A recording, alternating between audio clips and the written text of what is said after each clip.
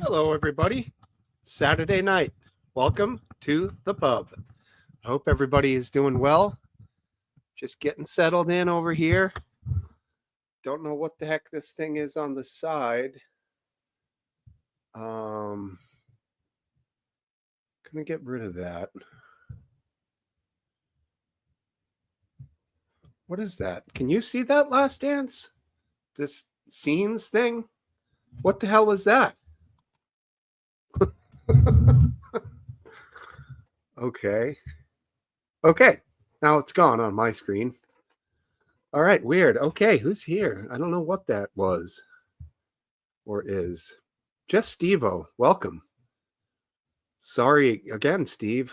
Yeah, I know. It's a difficult thing, my man. And hope you can find peace. Just Steve-O, thank you for being here. RW, what's going on? Last Dance, good to see you, man. Greg Topple, thanks for being here. 2 minutes late. Yep, just doing a little test stuff.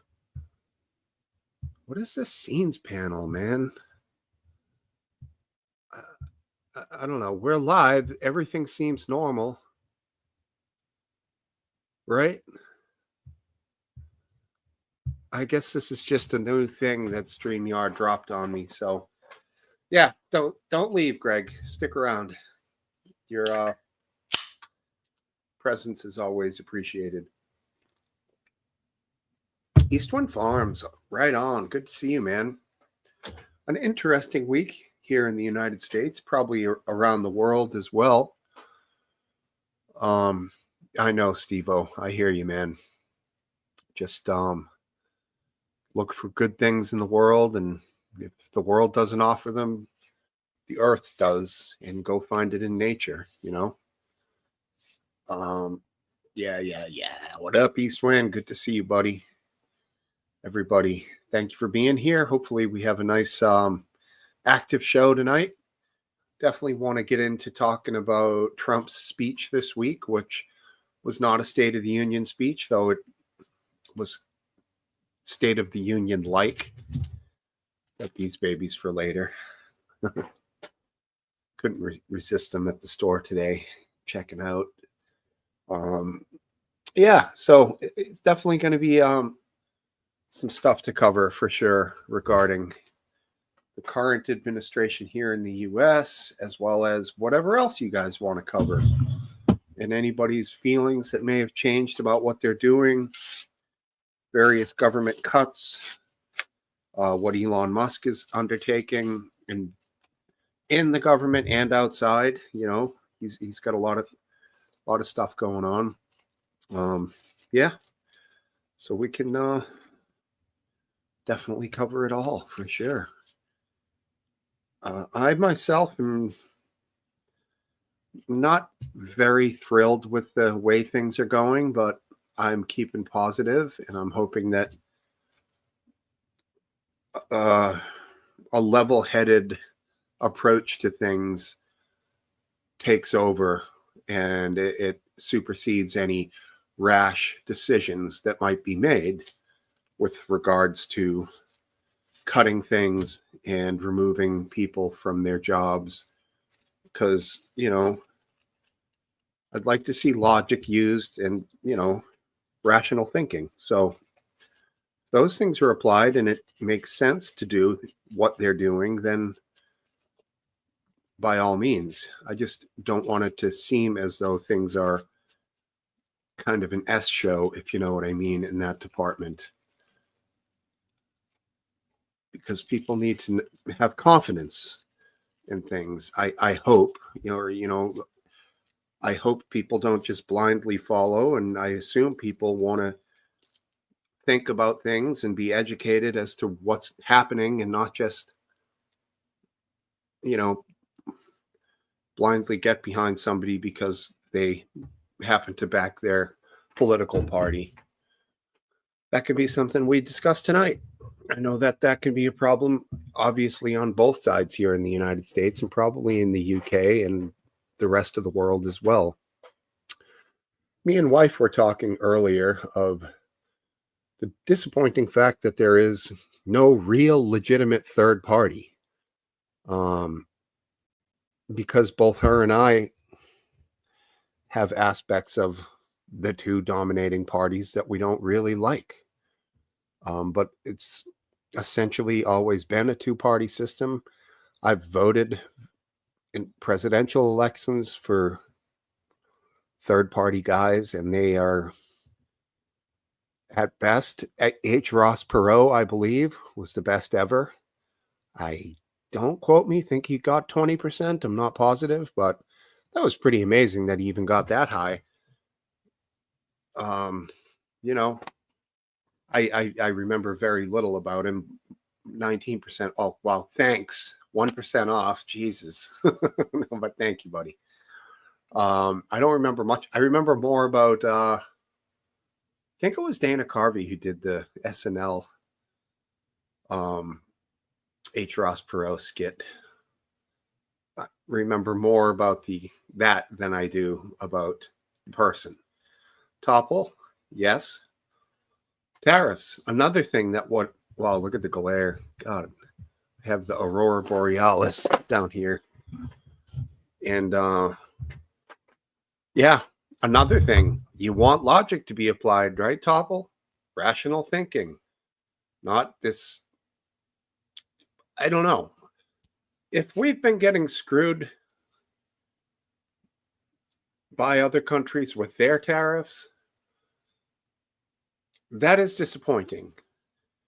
I don't want to go ahead and make things bad for both countries in an attempt to quickly make things up for the stuff that we've agreed to.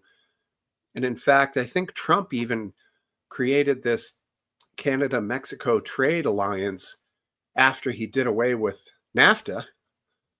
And I think that now he's doing away with his own alliance that he created with these tariffs. So it's another one of those things. It's hard to know exactly what the outcome is going to be, but when the things are happening, it doesn't look good. And for me, sometimes at least, it doesn't feel good or it doesn't feel right. But hopefully we can dissect that. We can get some maybe positive information from both sides here, and whatever you guys have as opinions, of course, I'm always game for. There's a few particular aspects of Donald Trump's speech this week that were quite bothersome to me. We can get into that later, or I could just get into it now. But I think we'll get into it later when there might be more people, or I might even just forget about it completely. I don't know. I'll get you guys on here. You ready?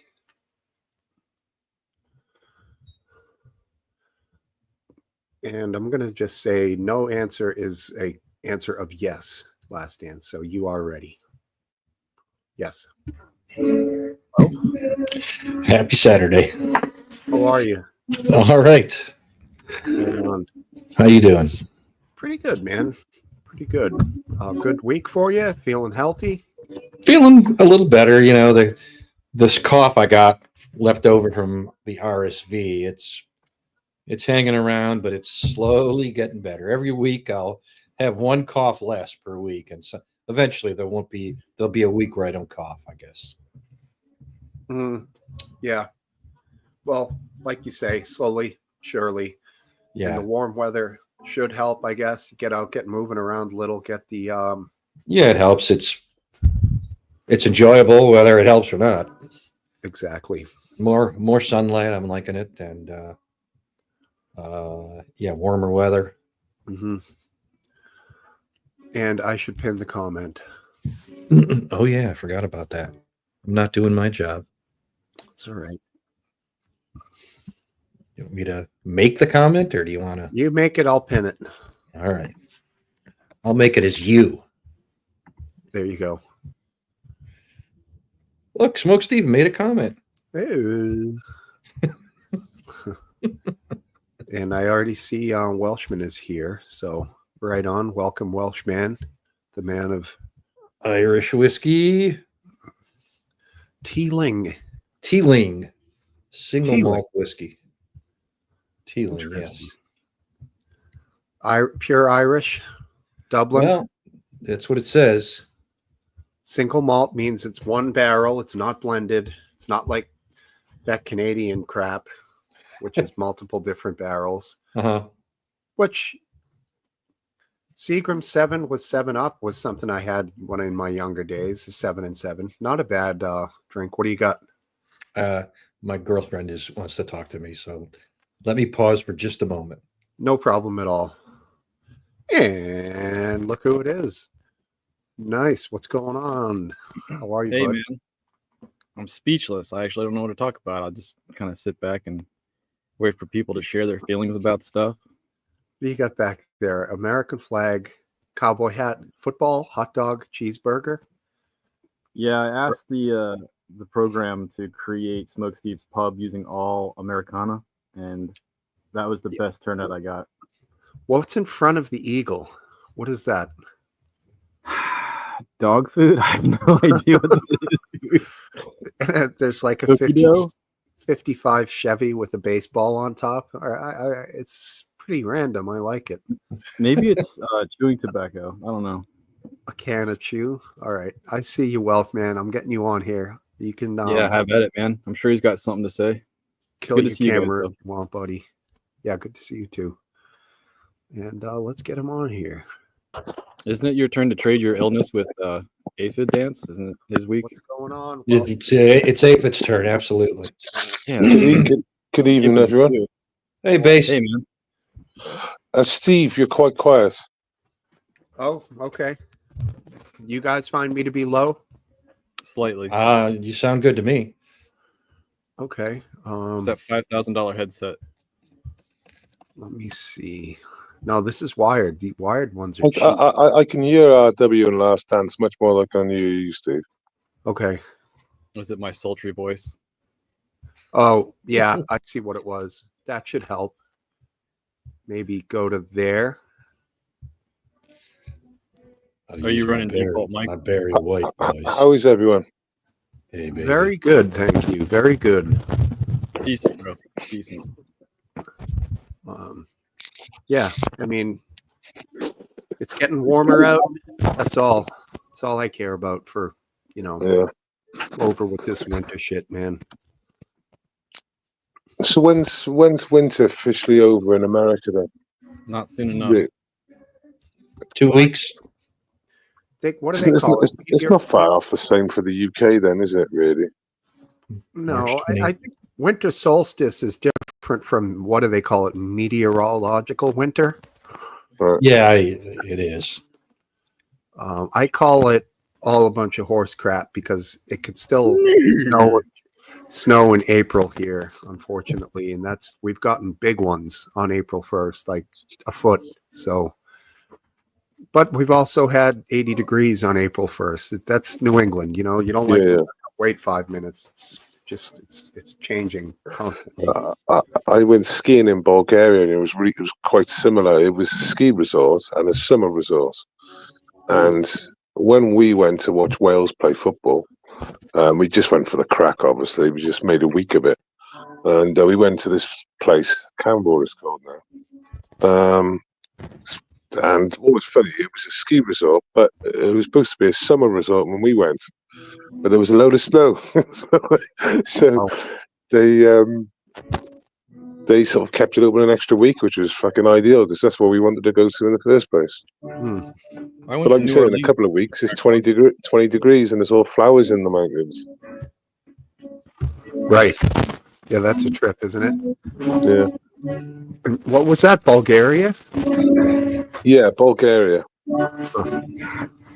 And Your guitar feed over is pretty high, Dance.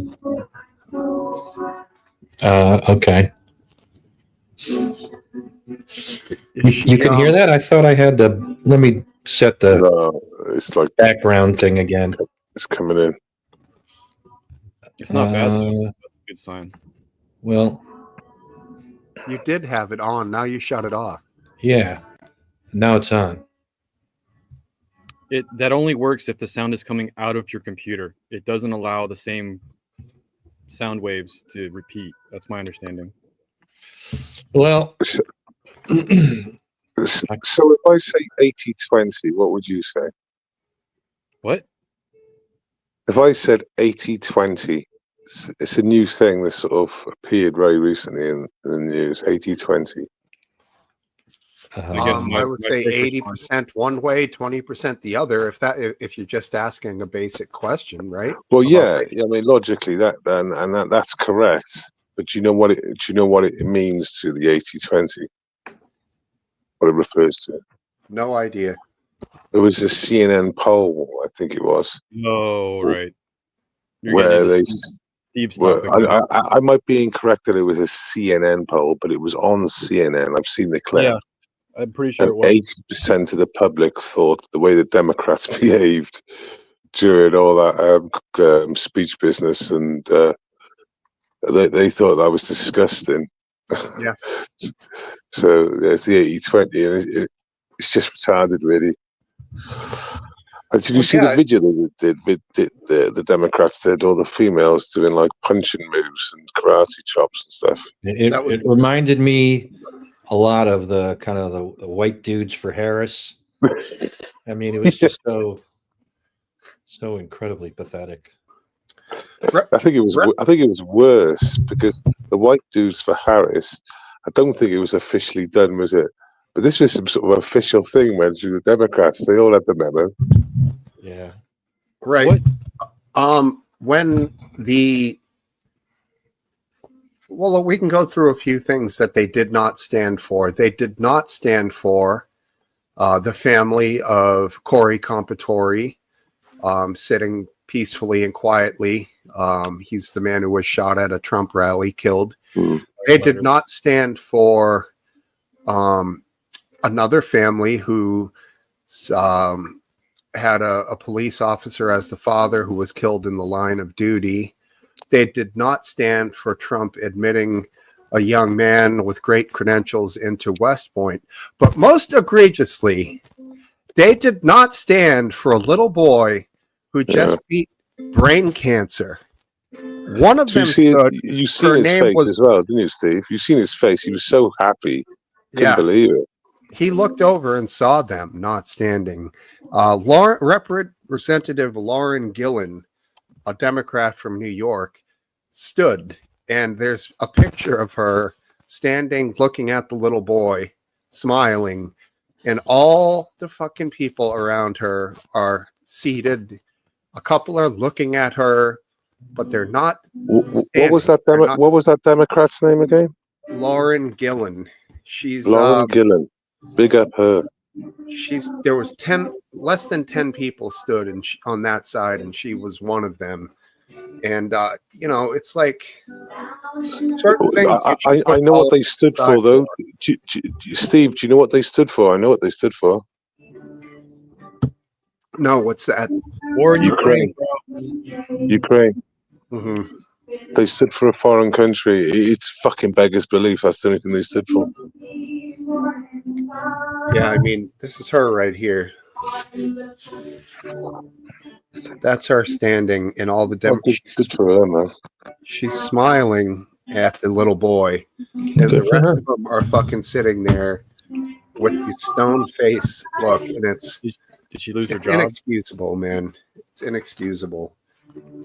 And she spoke up and said, when MTG and maybe it was Lauren Boebert heckled Biden, she thought that they should have been censured. So what she said, she's also one of the ones that voted to censure Al Green, because she said, if I thought the Republicans should have been censured, which they weren't, then why wouldn't I think the same of a Democrat? And that was just her opinion. Some people think, I know some people think the whole censure was bullshit. What is the point of a censor?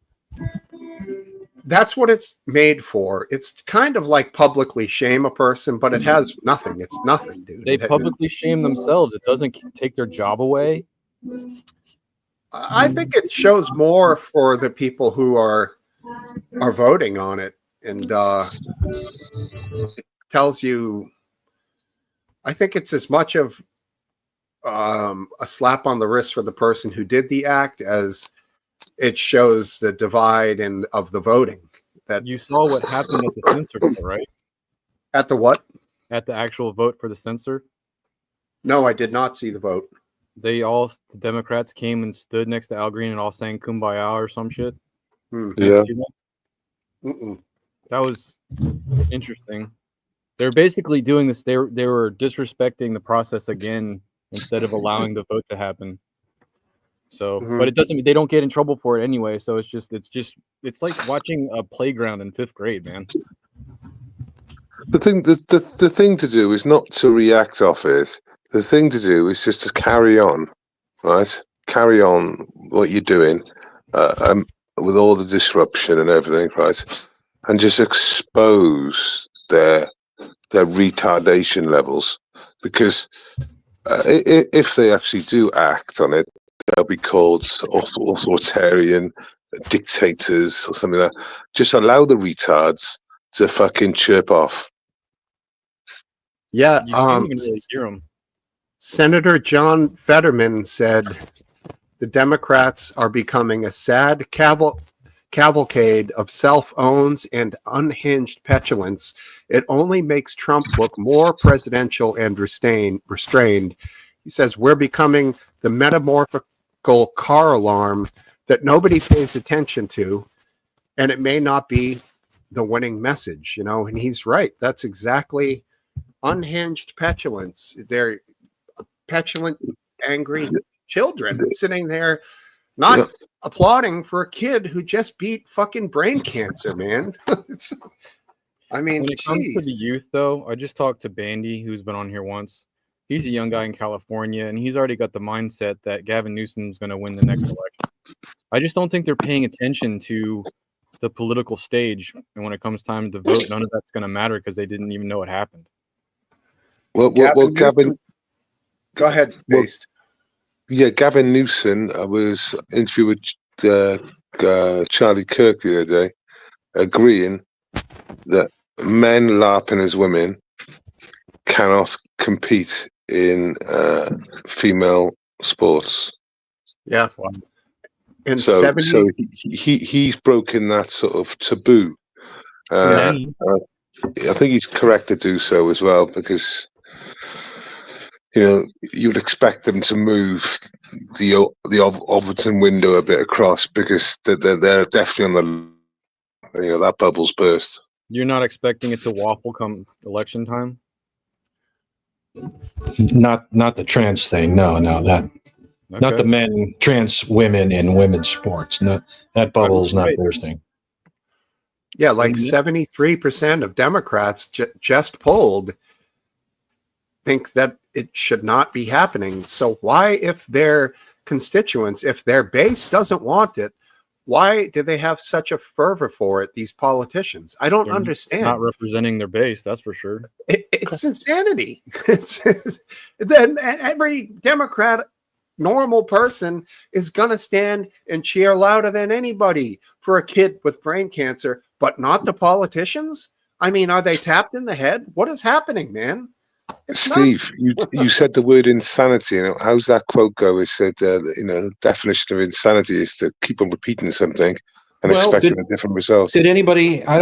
Did anybody ask them, and what was their response to that?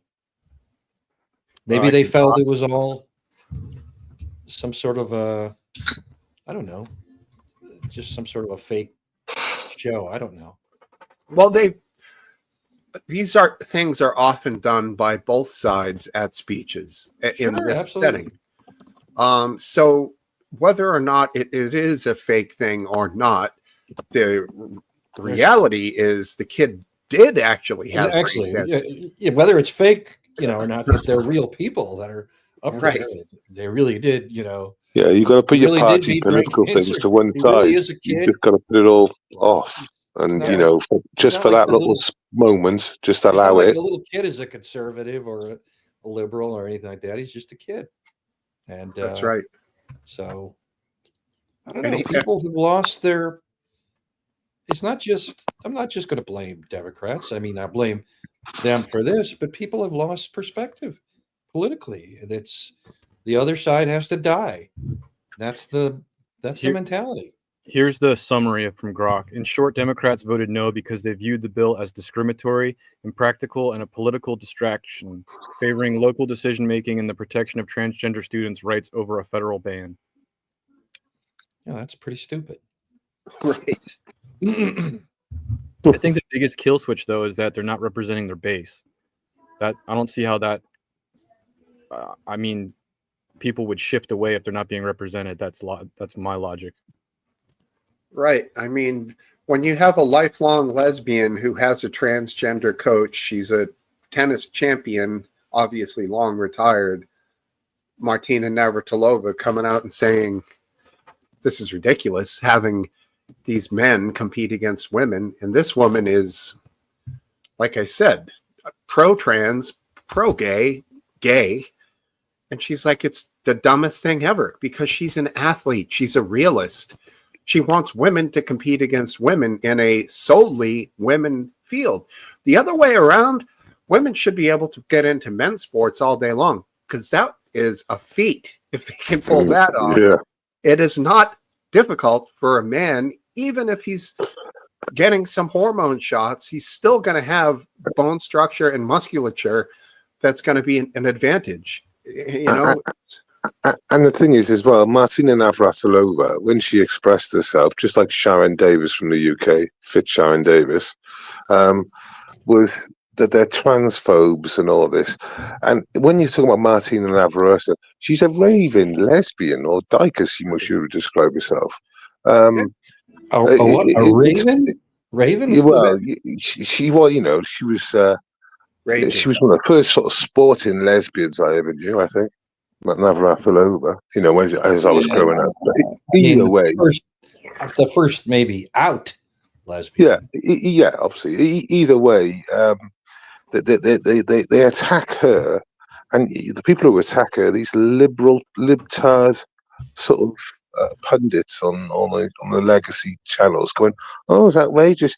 What the fuck do you know? What the fuck do you know? You know absolutely fuck all, and you've got a world-class sports person there who's expressing her professional views, and you just discount her as some sort of phobe." I do want to make note that Trump really kerfuffled when he was stating that trans dude beat them by 5 hours. It was 5 minutes. I have not seen anyone talk back against that kerfuffle. That was such. Anyway, it was funny to me. I think we were watching it together at that point, RW. Yeah, that's when I looked it up. I was like, "There's no way that you can beat someone in I don't care if you're a different gender." That was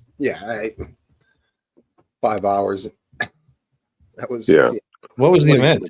100 meters. Like it was either a cycling thing or like an Ironman. Yeah, it was like a long distance race. Like, I mean, even a marathon, you're not going to beat the woman by 5 hours. No, 5 minutes would be a feat, even in a marathon. So that Leah Thomas, that 6'4" Leah Thomas, that was obviously, you know, doing the LARPing business. That poor female, what's her name? The one that had to compete with her. Riley, is that Riley Gaines? Riley Gaines, yeah. Now, she said that he took his tackle out and everything in the communal area, and she was shocked. Wait a minute. Are you saying his meat and 2 veg? Yes. Exposed on a serving tray for everyone to. And the thing is, I think I can recall what she said on interview. She goes, "I've been getting changed in communal sort of things for like, you know, over 10 years or 15 years, however it was."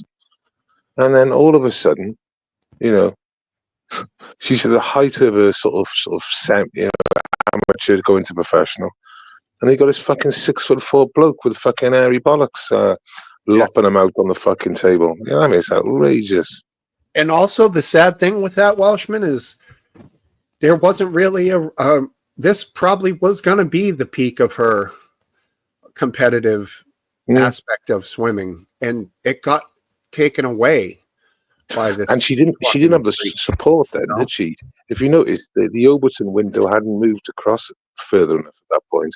She was basically on her own. The controlling body told her to sup it up, bitch, or fuck off, basically. And it's disgusting. The whole thing was, and she got chased out of a hole once, didn't she? Because they all attacked her because the first time she spoke out, she'd give a speech somewhere, and they cornered her in a room for about 3/4 of an hour. And I've seen the live stream of it. But she held her own, man, and the times they are changing. And she is now becoming quite wealthy because of her social media and because of this, because of her advocacy for women in women's sports. So she's turned a bad thing in her NCAA career into a good thing for her life. But sadly, the people she should have trusted, which was the controlling body, literally stuck in dagger wounds, little small ones all around her back, stabbing her right in the back all the time. Yeah, it's true, man. That's the worst thing, is that they didn't back up the girls. They actually just said, fuck you. And it wasn't just one person that she broke, it was the person to qualify in the last 16 or the last 8. It was the person to qualify into the competition. It was the person that didn't qualify out of the colleges. They've all not qualified technically because of that fucking cheat. Exactly. Yeah, just another. This is as Topple said here in an earlier comment. I guess they already forgot why Trump won in the first place. Crap like this. Yeah. Yeah. I mean, some people might say, well, this is a small percentage of a small thing. Doesn't matter. It's a big thing because people care about it. Really, that's all that matters. Yeah. I mean, I would go out my way to show my my disgust and protest that these days I would literally go to a venue and literally boo and call them a bloke and a dude and shit like that. I just at this stage now it's beyond. I believe you. I think the Olympics is still going to allow it, probably forever. Not in America. Is it in America next? Yeah. It won't be happening in America, I don't think. And the Olympics are in America coming up for Trump's term. I want to talk about it when we get a chance. Where? FIFA is in Atlantic City, isn't it? I'm not sure about the Olympics. I mean, how does that work? Who controls that? Is it the host country or the Olympics? Because it's a crime. It's the sporting organization, not the host country. So would they have to abide by the country's law? Yes. Well, yeah. Otherwise, they could, Yeah. So basically, the Olympics has got to abide by Trump's policy. That's right. 2028 Los Angeles. That's got to be another Olympics for the in Los economy, Angeles. right? All the money that's going to come in for that event. Yeah, I assume they're going to use stadiums that are already built. It's not going to be like what was it, Bosnia, that built like all that stuff that just sat there after the Olympics left back in the day. I heard about Brazil, that. right? Brazil did And the same Brazil thing. too, yeah, I think it was Brazil too. So Sure. LA should have plenty of venue already with the amount of colleges and professional teams out there. It should be all ready to go. You think they're going to clean out the homeless people for that event, or? Of course.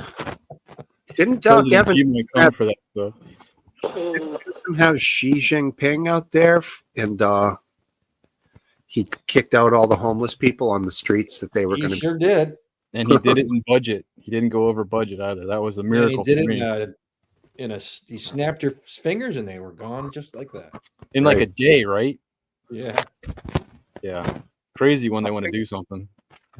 Trump visited India with what do you say his name? Narendra Modi? Well, how close enough, right? Yeah, Narendra. I guess. They built like walls and shit. So when they were driving down the street, through the slums. You couldn't see any of the slums. It was kind of hilarious, honestly. But Trump should have swam in the Ganges. oof, yeah, Yeah. I'm curious what Same skin thing color with- he would have after that. same. Same with speaking of water, they in Brazil, some of the sailing events, I guess there's a famous one of the European sailors was like, the water stinks, man. He's like, I was thinking there's shit floating in it. Right. It was extra chunky. Is that, Disgusting. wasn't it France where all those swimmers got sick for the Olympics? People were shitting in this.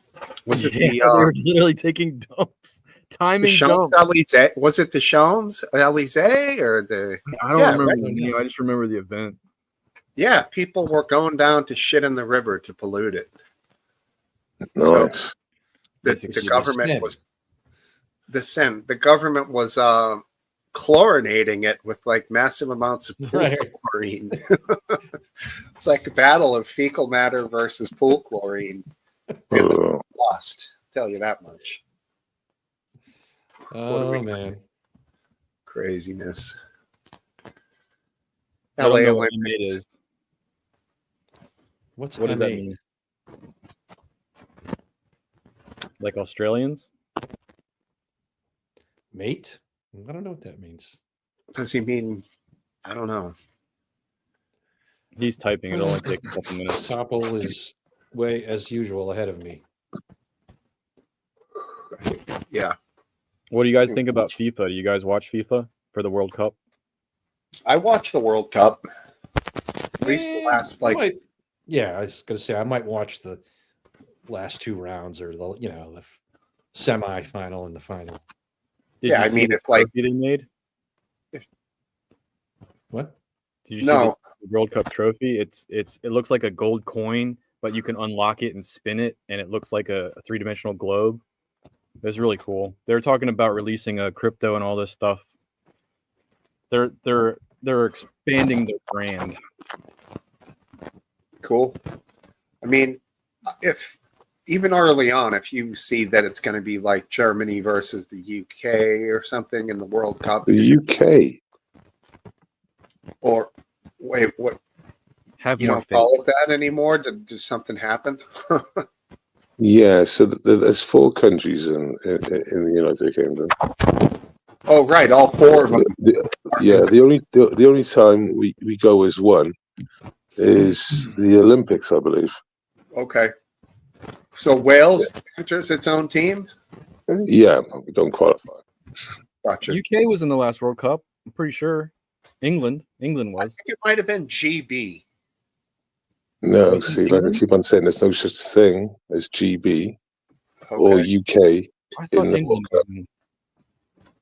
It's either England, Wales, Scotland, or Northern Ireland. Hmm. Yep. Oh, no. Regular Ireland. Wouldn't Northern Ireland be part of England? No, they have their own national team, right? Oh, Yeah. All the components of the UK, the individual nations have their own teams. I thought Northern Ireland was governed by the England. England reached quarterfinals in 2022. I don't know if Northern Ireland has its own government or it's governed directly by England. I'm not sure. It has its own sort of parliament as such. I can't remember what it's called. Hmm. But it's like like in Wales we call it the Senedd, which is his own sort of parliament that does like local. It would be doing Northern Ireland sort of issues. Hmm. You want to take that one, Last Dance? Do you know anything about this Al Green character, Last Dance, prior to Well, this? I mean, and there's no backstory. He's just a Democrat who,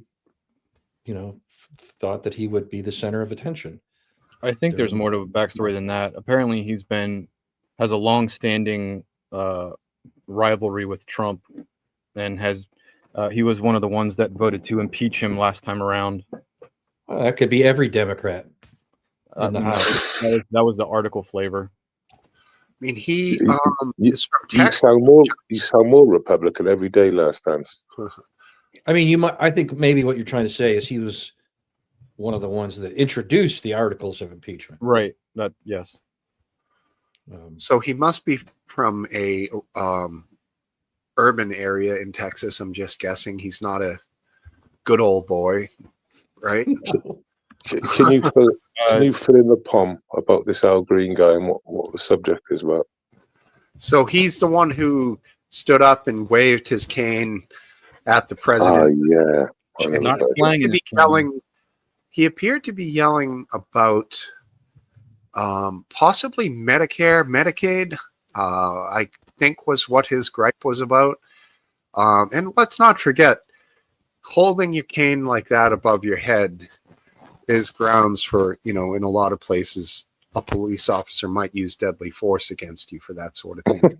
I mean, I know he's an old guy and he's just doing his thing, but I found that aspect of holding the cane up like a weapon to kind of raise it slightly, as opposed to just yelling or shaking your fist. He's holding a piece of hickory above his head with a metal handle. I mean, did it look like a Nazi salute? no, he looked like Grandpa from The Simpsons. Fucking yelling above his He was head. shouting, "You have no mandate." You have no mandate. Right. Well, that's a full retarded quote, isn't it? When you can't really say that when the reality is the opposite.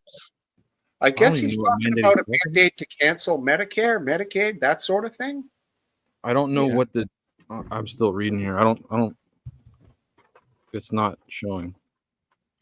You have no mandate to cut Medicaid, is what wife said. Was Al Green an actor as well? I think isn't there a musician, Al Green, Al yeah. Green? Yep. But that's not the same Al Green.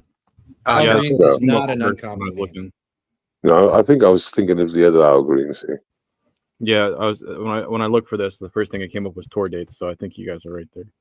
Okay. Unless people are touring for this guy, but Grandpa Simpson tour dates. I'd watch Grandpa Simpson. I find out how much Pocahontas is worth. I thought that was a bit of a shock. I saw mean, that what do you too. think I don't about him calling that necessarily- out in the chamber, though? Sorry, I David. don't necessarily believe it, but it was, if true, it was stunning. I think him calling out her pet name or whatever you want to call that in the chamber was across the line. Oh, Like, of it was course. a bit far for a troll. What was? I missed that. I was listening to an Al Green song. He called her Pocahontas. She was. I forget what they were talking about at the time. I don't know if it was Ukraine or what they were talking about, but he called her Pocahontas basically to shut her up. Yeah.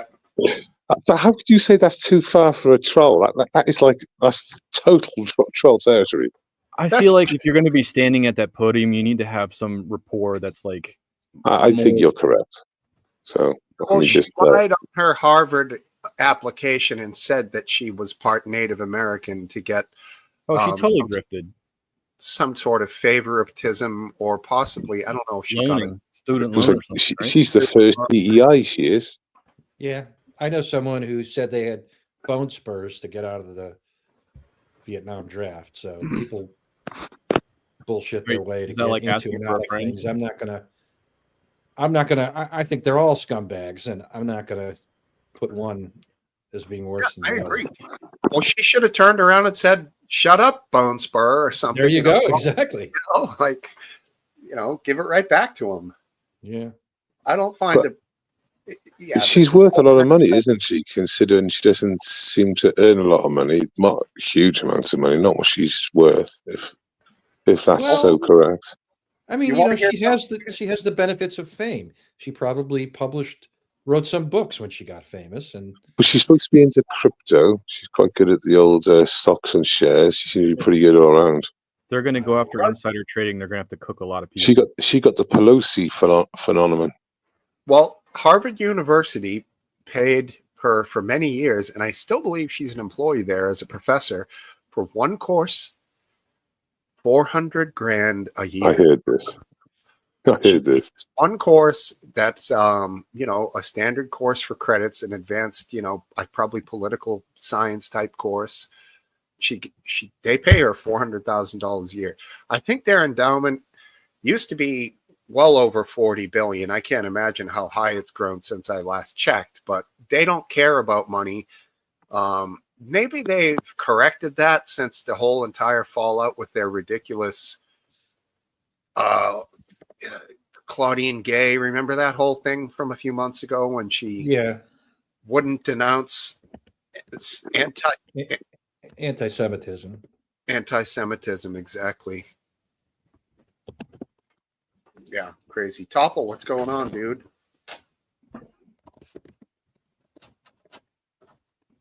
I guess he's on. His headset's not on, so he might not be hearing us. All right, no He's worries. in warm-up mode. Takes about an hour. I'll be right back. Energizing the puppy. I think that one thing that the Democrats had on their side in that speech was when he stated that no more unelected bureaucrats are going to be able to affect us. And they were like all pointing at Elon Musk up on the upper stands. They definitely had, I mean, they had a valid point in a sense. I think that was a foot in the mouth experience for Trump for that speech. So now that Smokesteve is taking a break, I'm going to put up a boring graphic that he would probably not be happy with me putting up. Awesome. He's probably going to get back before I figure out how to put it up. I believe in you. I think he'll come back just in time to see it. That's probably how it's going to work out. You see that? Oh, zoom in. Text visualization rough trend. So this is what I wanted to kind of point out is how bad are we in debt? And I had to graph it for 30 years. And in 1995, our debt to GDP ratio. One of the problems is how do you normalize something like debt? Like, is it worse when it's 10 billion or 1 trillion 30 years later? So debt to GDP is one way to sort of normalize it. And we were 60%. Our debt was 60% of our GDP in 1990. And it rose to be 100% in 2012 and then flattened out for a while. And then in Trump's last year, the COVID year, it rose to be 123% of GDP. And now it's projected to be 125% of GDP. So that this trend, something has to break. Yeah, How can it only go up 2% during COVID? That's impressive that it's that small of a bump. Well, it actually was kind of flat and then rose up in the last second. Okay. So I mean, I call it a crisis. It is a crisis, and if you look at the last 4 years of Biden's budgets, no, $1 trillion a year deficits to add to the debt every year. So do you think that the Doge effort is bringing 125% down? I don't know what it's doing, but the Democrats aren't going to cut spending. That's the truth. They will never cut spending. Their only proposal to shrink that gap is to raise taxes. Right. That's their only proposal. They have no proposals to cut spending. They have proposals to increase spending. That's like not bailing out water, but making the size of the ship bigger. Yeah, and plus they have so many things they want to do that would increase spending tremendously. And so go on. Let me ask you, what did you show a chart that showed some positive shrinking in? No, the opposite. Even now? Well, did you pull data? I mean, it was a chart over the last 30 years. Right. So there's we can't get any real-time data in this Doge shit that's happening. That's not apparent. No, I don't trust any of the numbers that are coming out. Right. Okay. I'm kind of with RW. It's a lot of talk, and we don't really know whether anything's getting done. So what numbers can come out that will be trustable? What numbers? I don't know. I don't not really sure. If I we're do know that actually, if we are the actually focus cutting, the sorry, focus should be at the congressional level of getting um, cuts, because the executive is obligated to uh, spend the funds that Congress has outlaid for various things.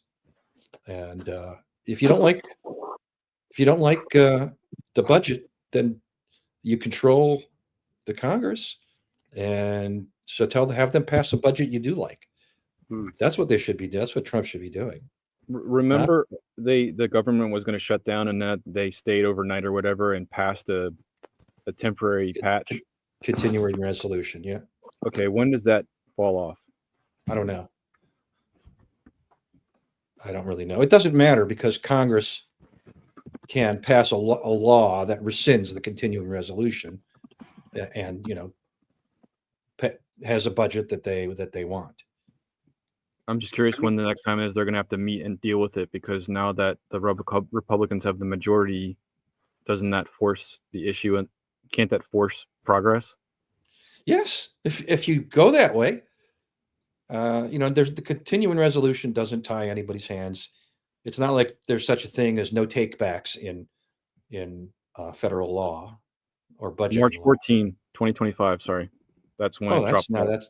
that's like 3 or 4 days. Right. So we have heard no noise on this whatsoever. Yeah. Mike Johnson did present a spending bill to get us into September. We'll see what happens with that. I would love to see him hash it out instead. I think it's time. I mean, they're already cutting off all the federal workers. If they shut down the government, it doesn't affect as much anymore, right? I don't agree with that. But then again, I don't agree with blanket firings either. Because I do think there's a lot of good, competent people who are losing their jobs. I just don't understand how we're allowed to push things into the future indefinitely. Like, let's deal with it. Yeah, but I don't think defaulting and having no money to run the government is the right way to go forward, personally. Of course not. That's not the way. It's happened before, and that's bullshit. I think that's the wrong direction. I think that if they could even get this national debt into the 20s, and is that even possible? It's like, what are we at, 36? 36 trillion, 36 to 37 trillion. You would have to run deficit. No, I'm sorry, surpluses of $1 trillion for 10 years. Well, there's no possibility of that without like tripling taxes. Well, you could do it potentially in cutting some spending. I don't. To me, the gaps are so huge that you can't cut some spending. You have to cut 30% of spending, and you have to not cut taxes. You can't let these Trump tax cuts be redone. You got to let them expire, and even then, you're not going to run a surplus. Right. So his tax cuts are going to be harmful because they're in the $4 trillion range. Oh, they're a disaster. Yeah, I mean, if people are going to say, you can those tax cuts and be without that money, then they should be able to keep those tax cuts and put that $4 trillion into the national debt and act as though we never had the money. It goes from taxes to the debt. That's right. But clearly they care more about tax cuts for themselves than reducing the debt. I don't know anybody that has a responsible budget. I haven't heard. There certainly are like Republicans like Thomas Massey that have pointed out that you're just going to make the debt worse by the totality of this plan. Even if you zeroed, like you said, we're not. The federal government is shut down. No defense. no Social Security, nothing. Expenses are zero. It would still take like 30 years to have the debt paid off. Mhm. So we were in a lot of hurt in terms of our debt. But somebody has to do something. The Democrats don't have any proposals for spending cuts. Right, don't but have the any. Republicans don't either. Well, Trump and Doge are cutting things left and right. So I Like, don't know. include When taxes, which we just pointed out. So well, if I'm you're talking about cutting one the side, spendings. I'm not talking yeah, about the revenue side. See, each side, it's almost like I want the Republicans to cut the budget, and then the Democrats come in to raise taxes. raise And the taxes Republicans specifically. come in to cut the budget because we had something good during the Clinton years when we actually ran yearly surpluses for a short while, but a few years, and and I was hopeful that would be the start of a trend, but no, Yeah. it was Oh, as soon as Bush came in, 9/11, and defense spending went wild, and then Obama came in and just went wild, and then Biden came in, and Trump and Biden, and it's just been getting worse and worse. yeah. Well, there was trillions and trillions of dollars wasted on Iraq and Afghanistan for sure, and Yeah. more importantly, a lot of lives of American soldiers and civilians, for that matter. Sadly, because it achieved nothing at all. I mean, right? I wouldn't say that. It definitely created events and changed things, but when it comes to the benefit of America, I don't think it really did much for us. think- Afghanistan, the Taliban, at the time, it seemed like, yeah, okay, they did it. But after the fact, you hear about the amount of influence Saudi Arabia had on the whole thing. And then now, Taliban's still in there. They're running the show. I mean, that's More what I than ever. mean. We didn't do anything. They're still there, It almost seems like they came back stronger. Yeah, Iraq is not good right now, man. Like, what have we achieved there? We took Saddam, who was terrible, ruled with an iron fist. But as we've discussed here, Saddam, Gaddafi, after they left, things didn't exactly improve.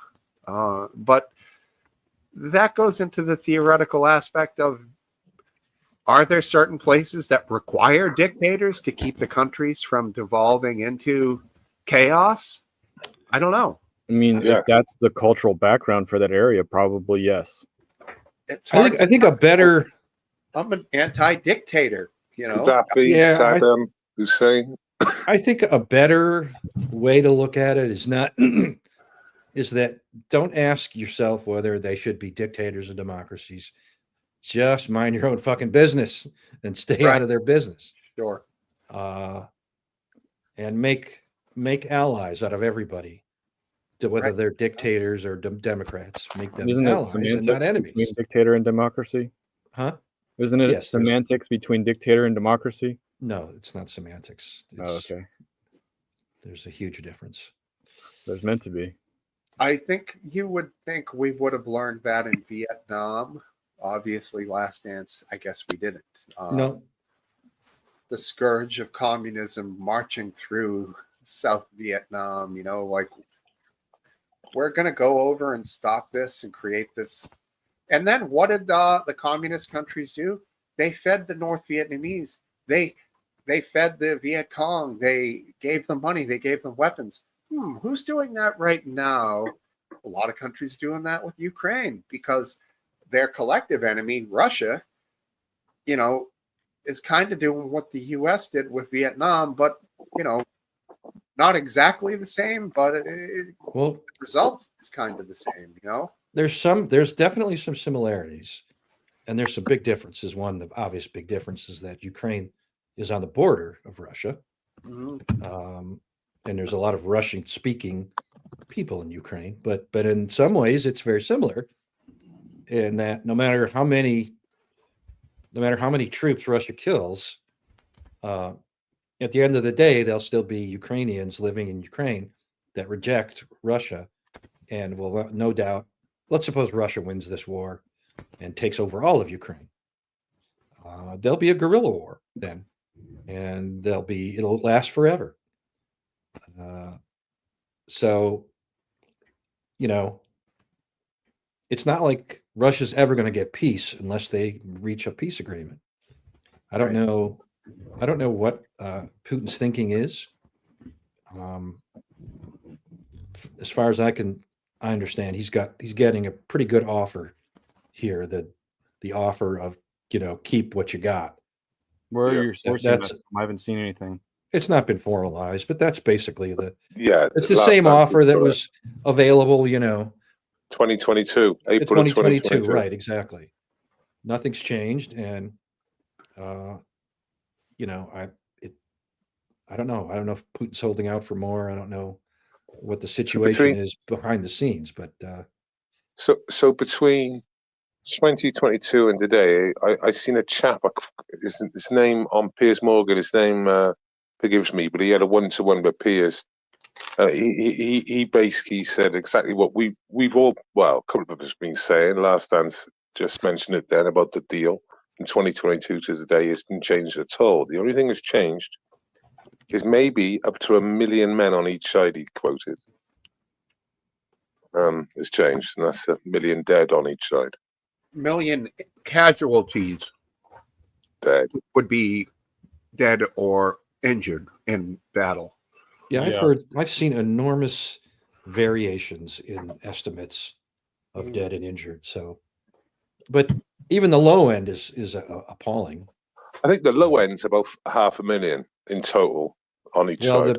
I've seen 100,000 dead in Ukraine and 150,000 dead in Russia is the low end of deaths. Well, recently, Yeah, I was looking I into that think also so, yeah. for the civilians. That 12,000 dead. It's amazing the size of that country. The city, I think it's called Lviv, Lviv. Mhm. yeah, This guy I follow, he's kind of a booze guy on YouTube, just went there and did a video, and the city's beautiful, peaceful, children running around in the streets, Messed up. beautiful women, everybody seems fine. I feel like you don't see as many 20 to 30-year-old men, sadly, there, but it seems so separated from the war. Right. I guess it's just distance that does that, but it's not like, you think about World War II where all the cities, so many cities in Europe that were far apart from each other were, in battles, destroyed, bombed, whatever. In Ukraine, it's a somewhat, pinpoint, like myopic area that the battles are happening in, and there's quite a bit of the country that seems unaffected by it. Yeah, I mean, Yeah. despite the propaganda, and I don't want to defend Russia, but they have not. It's not been like a World War II flatten every city campaign. It's been Right.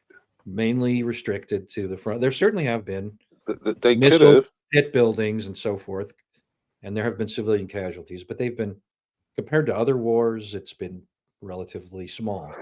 Steve, when you mentioned earlier on about not many 30-year-olds around, Mhm. I've watched plenty of videos now where these men are talking, and they're the only one left in their like platoon, or don't want number, like 20-30 men they were mentioning, and the only one left.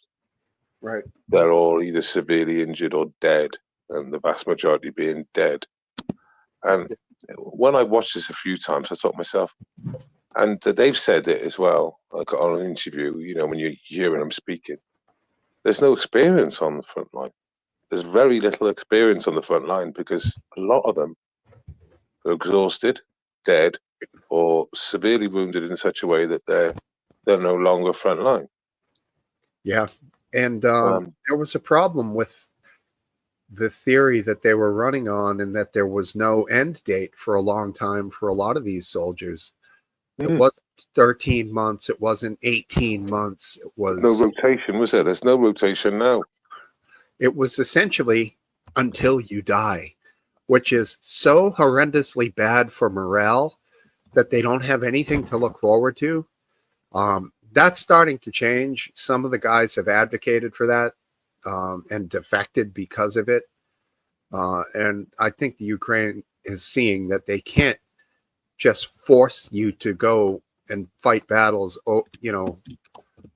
without having a potential end date. It's inhumane, I mean, even in Russia, I was hearing they were saying to the prisoners that if you do 6 months on the front line, you're free. Now, if, for example, Russia had given timelines, you're free of your sentence. I don't know. I can't remember the details exactly of it, but what did they say? 6 months on the front. Yeah, if they'd done 6 months on the front, but I can't remember what the result was. If that really, I think those are the guys, Welshmen, know, that you end up seeing get stuck out in the middle of a field with no trees, with drones around them. Yeah, exactly. Those are the And ones. nobody gives a shit about these guys. I think Those are the ones that have to dodge the drones. yeah. I think an awful lot of that is quite a lot of propaganda. Not all of it, I'm sure. Yeah, I think we get sucked into a bit more of this cannon fodder, all one-sided. I don't think it's as bad as they make it out to be, but I'm sure there's big problems. oh, I'm sure it's both sides. I mean, I only. All right, Sarita. Hello. Hi. Yeah, I mean, I only see the Ukrainian side, but I know that there's a Russian side as well with it, because they have plenty of drones and they can do everything that Ukraine can do, and it's the same thing. The They're same doing a things lot happening to Ukrainians. but they're back on the fly-by-wire. Have you noticed? No, I don't. I've been watching a couple of these channels, and the Russians are using a lot of fly-by-wire again. Really? Yeah. I wonder why. And they're having great success because I think the electronic warfare come in, that come, I think there's waves of like certain sort of defense and like attack sort of weapons sometimes. I think a lot of them got intercepted in the sense that they weren't reliable enough in certain areas at certain times. Well, I've seen a lot of the fly-by-wire stuff, and they're having great success with it, which is quite surprising because I would suggest them should get quite a bit of interference. How do you define fly-by-wire? Well, let's define this. What are we exactly talking about here? Well, flying with a wire, fiber optic wire behind you. What flying? What? A drone. And like literally spooling out wire the whole way? Yeah, that's how I believe. That's how I'm understanding it. That's going to be limited on range, obviously. I mean, I believe it is, but from what I was watching, they seem to be rather successful at the moment. Like I said, it goes in waves, doesn't it? I think a lot of this. Sure. Well, I mean, in close combat, probably out to 1,000 meters, you could. I think the number I heard was up to 2.5. A little far. Say that. Meters. Well, I'll tell you an advantage to what he's talking about. Yeah, that can't be jammed. Exactly. With RF jamming. Right. And I wonder if there is how they do that technology where a guy will paint something with a red laser. Yeah, and then the thing will go and blow it up, whatever. Yes. I wonder, use something like that with drones, possibly. Well, you need that requires a spotter. That's kind of the untold story. Is all these laser attacks that are famous. There's a special forces guy on the ground, pointing a laser at it to get the airplane to drop the bomb that's guided to it. Here's the answer. the drone is the spotter. So you have a spotter drone that spots for a bunch of other. Yeah, That's right. You that's see good. that all the time. You have a producer or director, don't you? Yeah. Takes a high shot a bit further away, and he normally just like it seems to be like he's the eyes, isn't it? Yeah, Yeah. that could work. Then That's you a could good have, idea. theoretically, all the drones would only be following that one like single drone that could be significantly further away or higher. Yeah. Okay, I just nailed it. That is actually a good idea.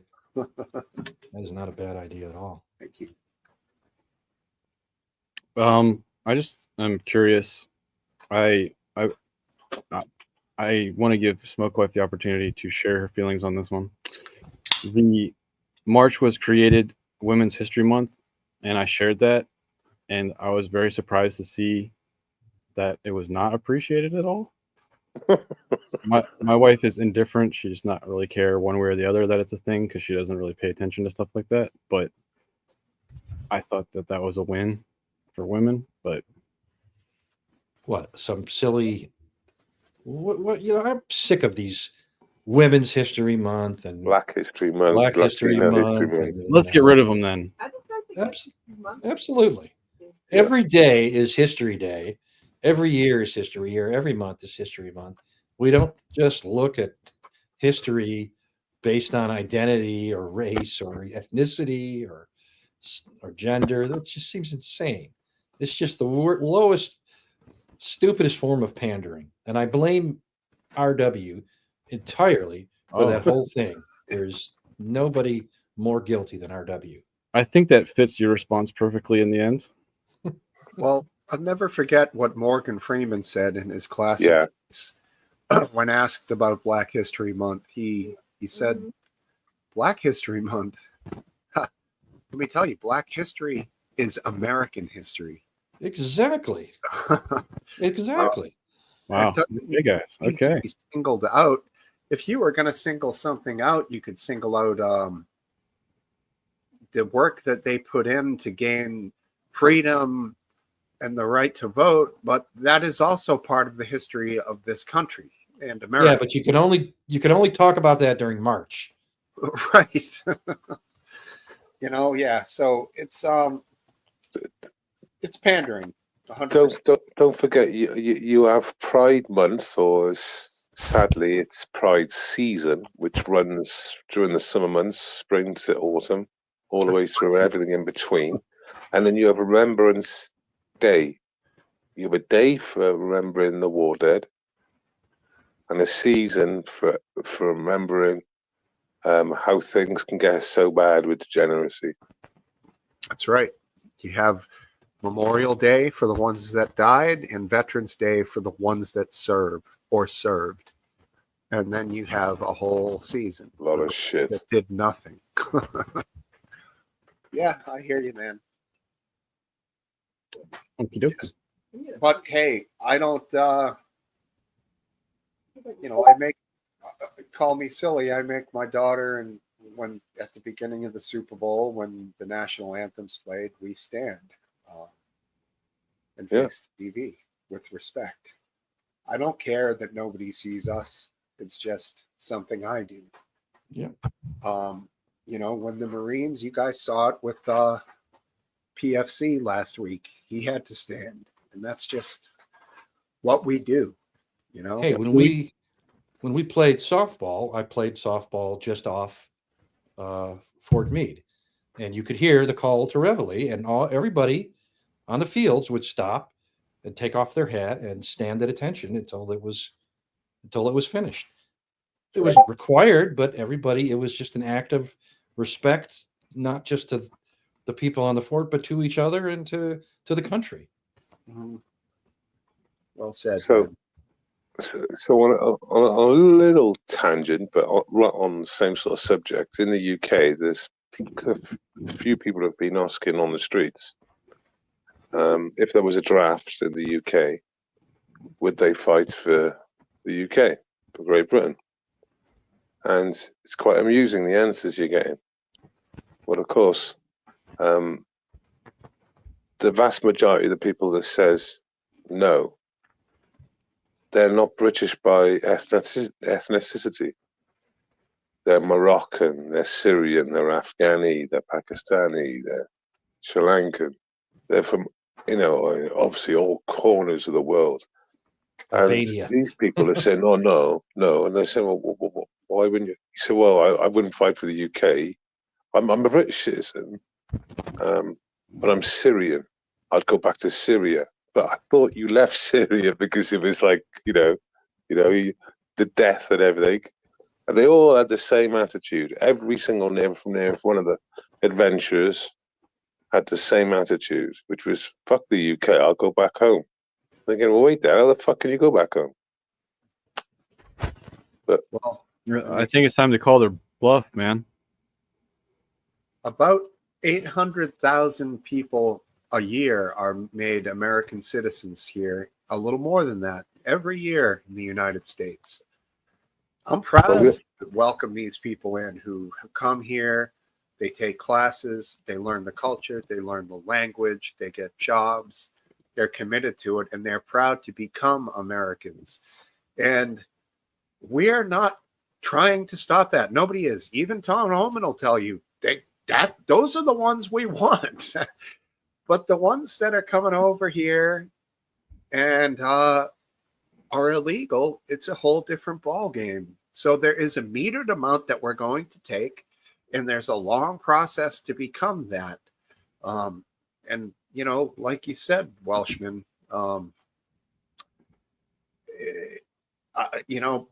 becoming American, being in the UK. I don't know what your system is like. Can people become citizens of Wales? yeah, I don't know what the numbers are, but there's an office in my town.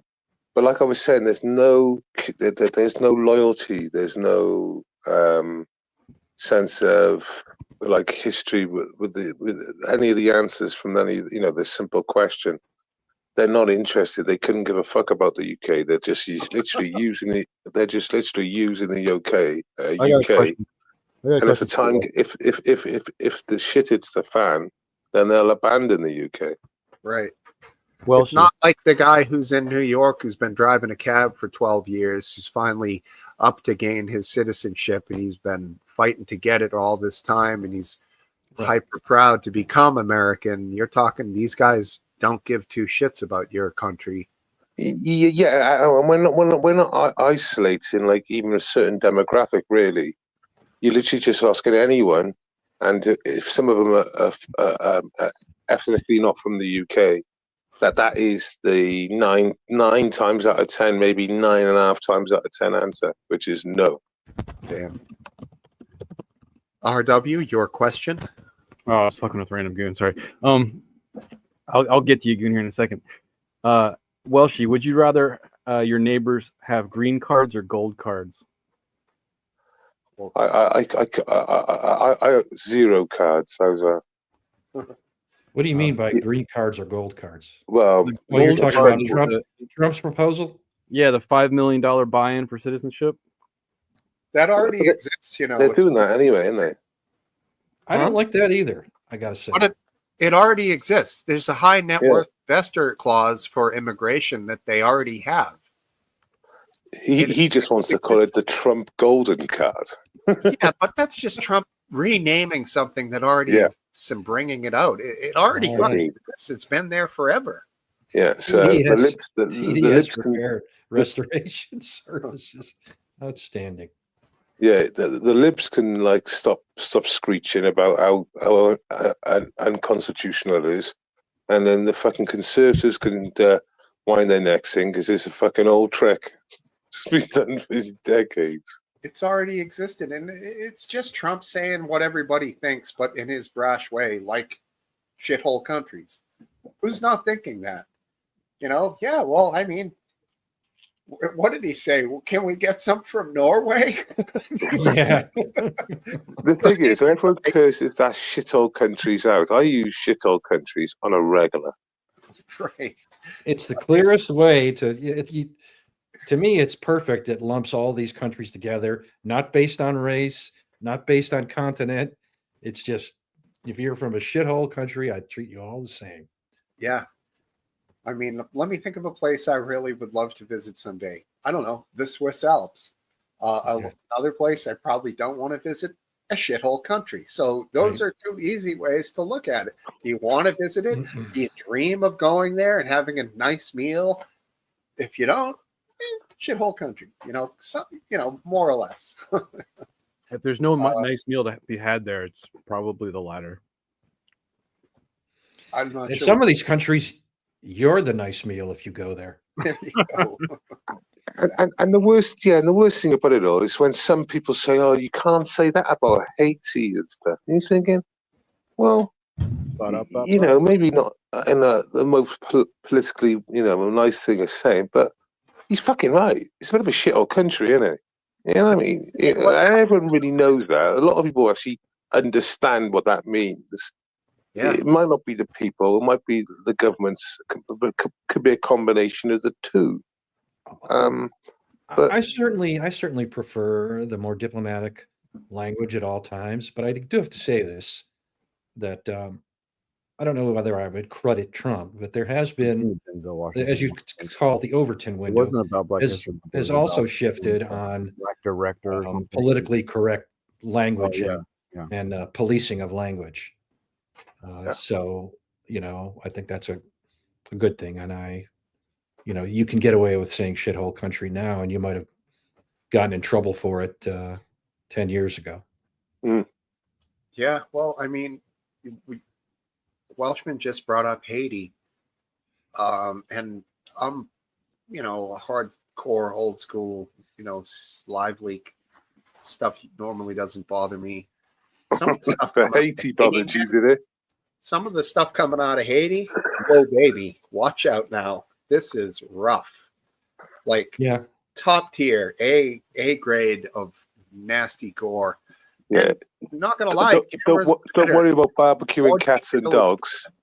Is that what you're saying? Don't worry about barbecuing cats and dogs. That's like just the advert.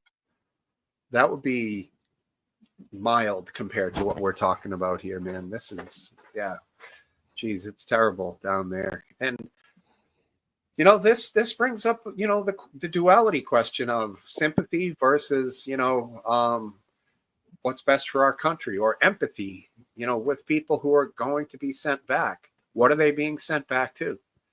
Literally, possibly being murdered. I would bet even in Haiti, the crime rate is lower than it is in New Orleans.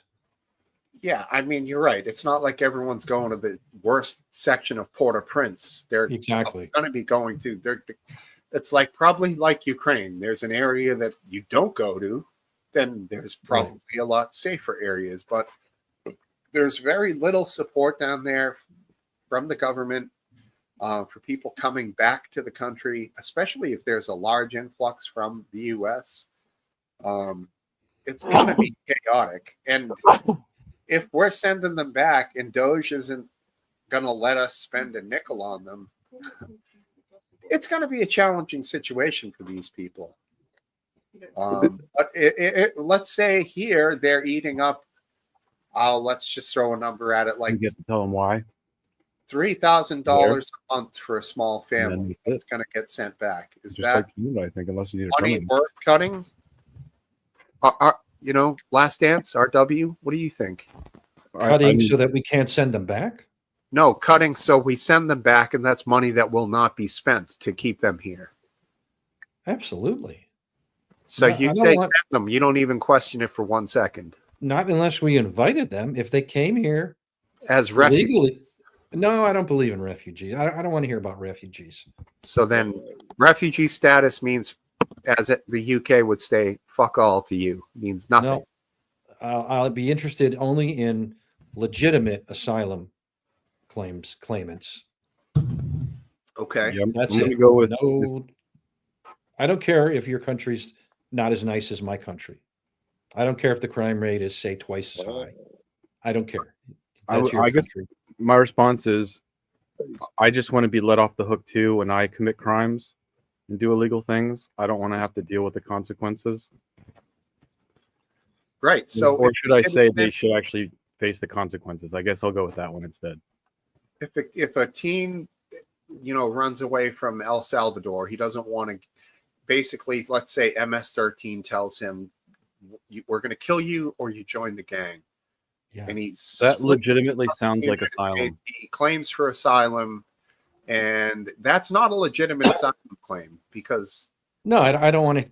I'm not looking at that. I'm saying if you're running away from a gang in San Salvador, run to the next town in El Yeah. Salvador, and if there's a gang there in two, run to Honduras and stay there, and run if Why that's not would good you want to enough, import run to gang Costa members into Rica, the country? run to Guatemala, run to Mexico. Don't run to the United States. There's a lot of places between the United States and El Salvador, and then even south, to Central to South America, before that you don't have to come to the United States. I challenge Steve's point though, because if cartels are now terrorist organizations, wouldn't that change the asylum claim? Why would it change it? If They're classed as gangs terrorists. on the list for being able to claim asylum, are you allowed to run from terrorist organizations and get into America? Well, first I have to believe their story that they would, if they don't join MS-13, they're going to be killed. I'd have to believe that, and I would doubt it. Okay. Especially when 1 million people coming in say that, everybody from El Salvador says they either had to join MS-13 or they would be killed. Well, I don't believe it. It's only a 50% chance. It's only like a 1/100th of 1% chance. I mean, to be honest, the abuse that goes on with the migration system or the refugees, whatever, it's a joke. It is a complete joke. And if someone's claiming refugee because they're being targeted by a gang, I would take special attention to find out exactly what the fuck's going on there. But you can't find out what the fuck's going on there. So you've got to protect the people in the country. And if you're in doubt, fuck them off.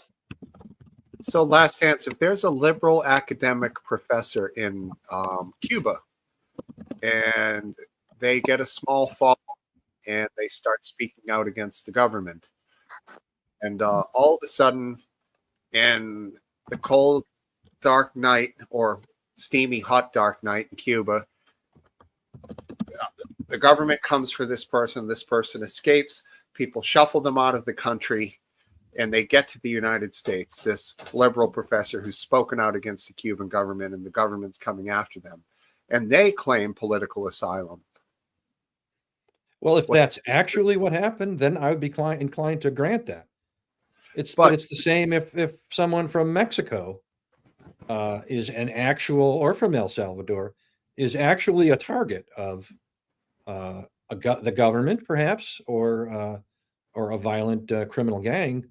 Then I would consider asylum. I'm talking about, since everybody claims asylum, that almost all of them are not legitimate claims.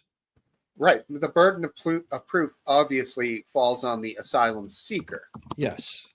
But in the case that I laid out, this is a professor who has a small following who's going to probably be known to the United States government already, and they're probably going to be more lenient and accepting to them, especially coming from Cuba, a communist country. Now, these other people that we're talking about coming from these shithole countries, whatever countries, their stories are going to be completely unknown. And to decide whether it's fabricated or not, and especially if it falls on the person to prove, it seems like it's an impossible situation to figure it out from our side and for them to prove it on their side, because the distance and the separation from it is so great. You know what I mean? Yeah. And even with the Cuban guy, I would say there's a lot of places you can get asylum. I would be willing to grant him asylum, but if he went through Mexico to get here, I'd first say, why don't you just stop in Mexico and make a life there? Mm-hmm. And it's the Is same thing with Mexico a someone shithole from country? what? Is There's Mexico? high levels in Mexico. There's a rich class of Mexico. Yeah, there's Americans that move there because it's for the low cost of living and live a great life. it's not considered a shithole country. It is, but like even these shithole countries, the whole place isn't a shithole. The gated communities are a little bit better. Even like Where are we talking? half of Mexico City is probably as good or better than Baltimore, let's say. Yikes. It's getting to the point though where, which is a low bar, but still. let's say, for example, we went to Mexico for our honeymoon. I would never go back to Mexico.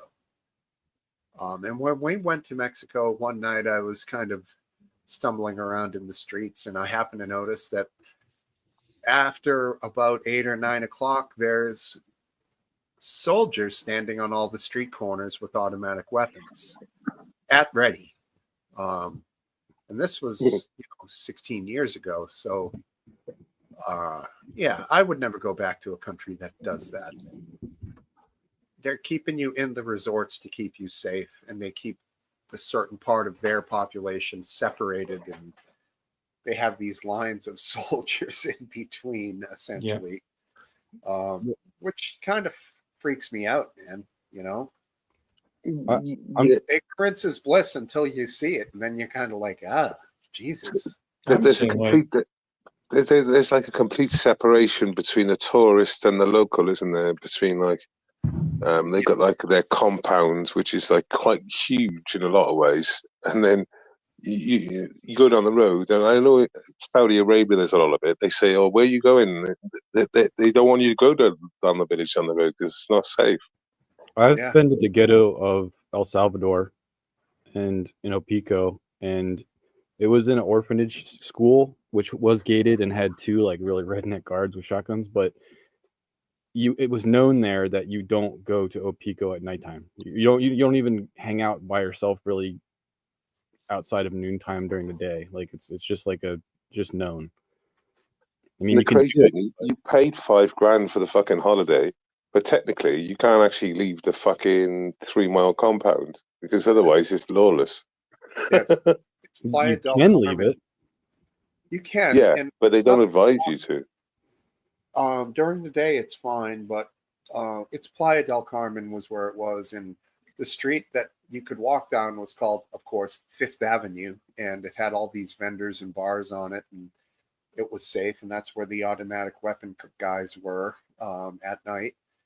And then, out beyond, you had the ocean, Fifth Avenue, and then as you get past that, then you're into like real Mexico, and it's a different place altogether. For sure. It's wild, man. Maybe they can outsource those guys to the Walgreens up in California. Walgreens would rather shut down than have armed guards. Oh, okay. Damn. Can't solve that problem. That happened here in Massachusetts. And all the politicians came out and said, you're harming all of the people that need their medication in this area by closing their store.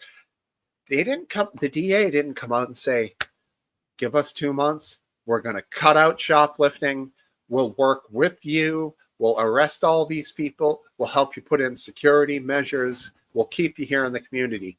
No, they didn't say anything. They just said, oh, you're closing down. You're hurting our community, ignoring the fact that like they're dealing with tens of thousands of dollars a month. The people are walking out, and at the time they weren't even being prosecuted for because the DA felt like it was racist to prosecute for shoplifting. The quality of life for all those people stealing all day long is going to go down. What's crazy is I heard about the one place, and they were saying the chemist. What's the chemist that kept on closing down everywhere? One of them. But like you said, it was about the medicines, and they were saying that people are just walking in and just walking out. You can't, even the staff have got to the stage where, it works, So it's like the staff are demoralized, right? The more people steal, it encourages the degenerates to steal more. That's right. And the poor store CEO is like the whole thing is a complete shit show. The location's now like out of bounds for us. We can't operate from there. And like you said, they're getting no backing from the councils or anything. It's crazy. Exactly right. And it comes down to it. The next thing that's going to happen is if they don't fix this thing with porch pirates, they're going to have they're going to have Amazon like pickup stations where you go get your packages now, because in some places it's ridiculous, man. I seen the trains getting robbed again this weekend. Where? Well, I found out it's a federal crime as well. Where? Trains, you said? Yeah, so trains were, I believe it was, it could be Twitter, so it could be any time. But yeah, they were opening train carriages up and getting all the stock out. And It must not be recent because I have not seen that. Doesn't surprise me though. Aphid Lip, how are you? Good to see you guys. How do you pronounce that? Aphid Lip? Or as sometimes it's used at like apps or something that I use, and I don't expect them to like say my name when I pick something up. And those kind of instances, it seems like aphidilip for some reason is the most common. Well, with my vision, I see there's one eye there, and maybe I'll put it on the other side of the L too. So aphidilip. Aphidilip, actually. Aphidilip. Isn't that some kind of flower? It sounds like a flower. I was going to say. Yeah, I'm sure it's smelly. That old Snoop Dogg song. Lip. What's my name, fools? Aphid Lip. How's it going, buddy?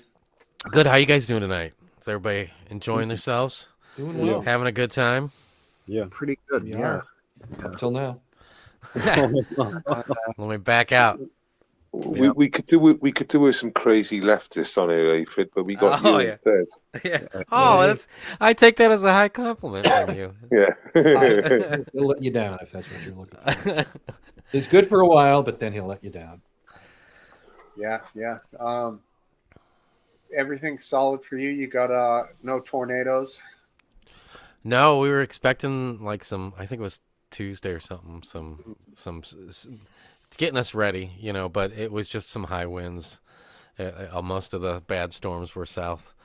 That's the way it always is. Eventually one day you get it, right? Oh yeah, we get some every spring. I'd say once every 2 weeks we get at least a decent thunderstorm, and then once a month at least we get something where sirens go off and you gotta watch TV and pay attention. Keep your eye to the sky. That's what they always say here. I don't know if they say that where you guys live or not. So you're in Tornado Alley, are you? Or around that? Yep. It's pretty good, big. So have you got a little like storeway underneath the house? Well, I'm in it. It's my basement, so it's all concreted. Our basement. So He'll be fine. The family will get blown away upstairs. Right, he'll be down here. All fine. And most of my stuff's on battery, so I don't need to worry about nothing. So they can fend for themselves. He'll have Chip's down there. Yeah, Chip will be down here. I feel like now it goes from like the Great Lakes all the way to Texas, Tornado Alley. It seems like the whole entire country. It's now, if you watch Ryan Hall, I'm sure you guys do. Like when shit pops up, it's popping up all over the goddamn place. It's so wild how.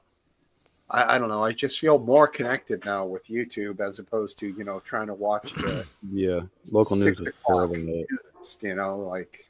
It's kind of exciting. I like when we get the really bad storms. Me too. You don't have a lot of trees that are around your house or what? Oh yeah, my backyard's nothing but I don't even know how tall they are. They're huge. Like I feel like it's exaggerating saying 60+ foot, but it's got to be 60 foot plus. I'm still cutting up trees from the last storm, so man, I don't enjoy it. Oh yeah, we got identified the species of trees.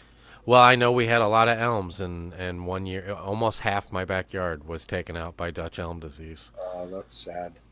So in a period of time, all those suckers are coming down. Or the elm stay it was. Time. No, it was like, well, it was with the biggest one in our backyard. It was literally almost overnight. A bunch of bugs started going to it, and then we had these cicada killers. I don't know if those are common in your guys' parts of the woods, but they're cool. But that's the first time I really ever noticed them in our backyard, and they were kind of buzzing around, and we were like, what's going on with this tree? Because obviously there was some heavy insect activity, and then within a week from that point, every leaf on that tree turned brown. Mm. And then within 6 months from that, the branches were, every time we had a storm or even slight wind, big, huge branches would fall and hit my roof. So Wow. it'd scare the shit out of you. Yeah. Anybody? Here's a trivia question. Anyone know what city is called Elm City, which has no elms left? Nope. Chicago, Keene, New Hampshire. Yes. Keene, New Hampshire. No elms at all. Very few, but at one time it was elms lined all the main streets in town. And of course, whether or not you know this, Dutch elm disease just travels through the roots, and elms often become like symbiotic and their roots grow together.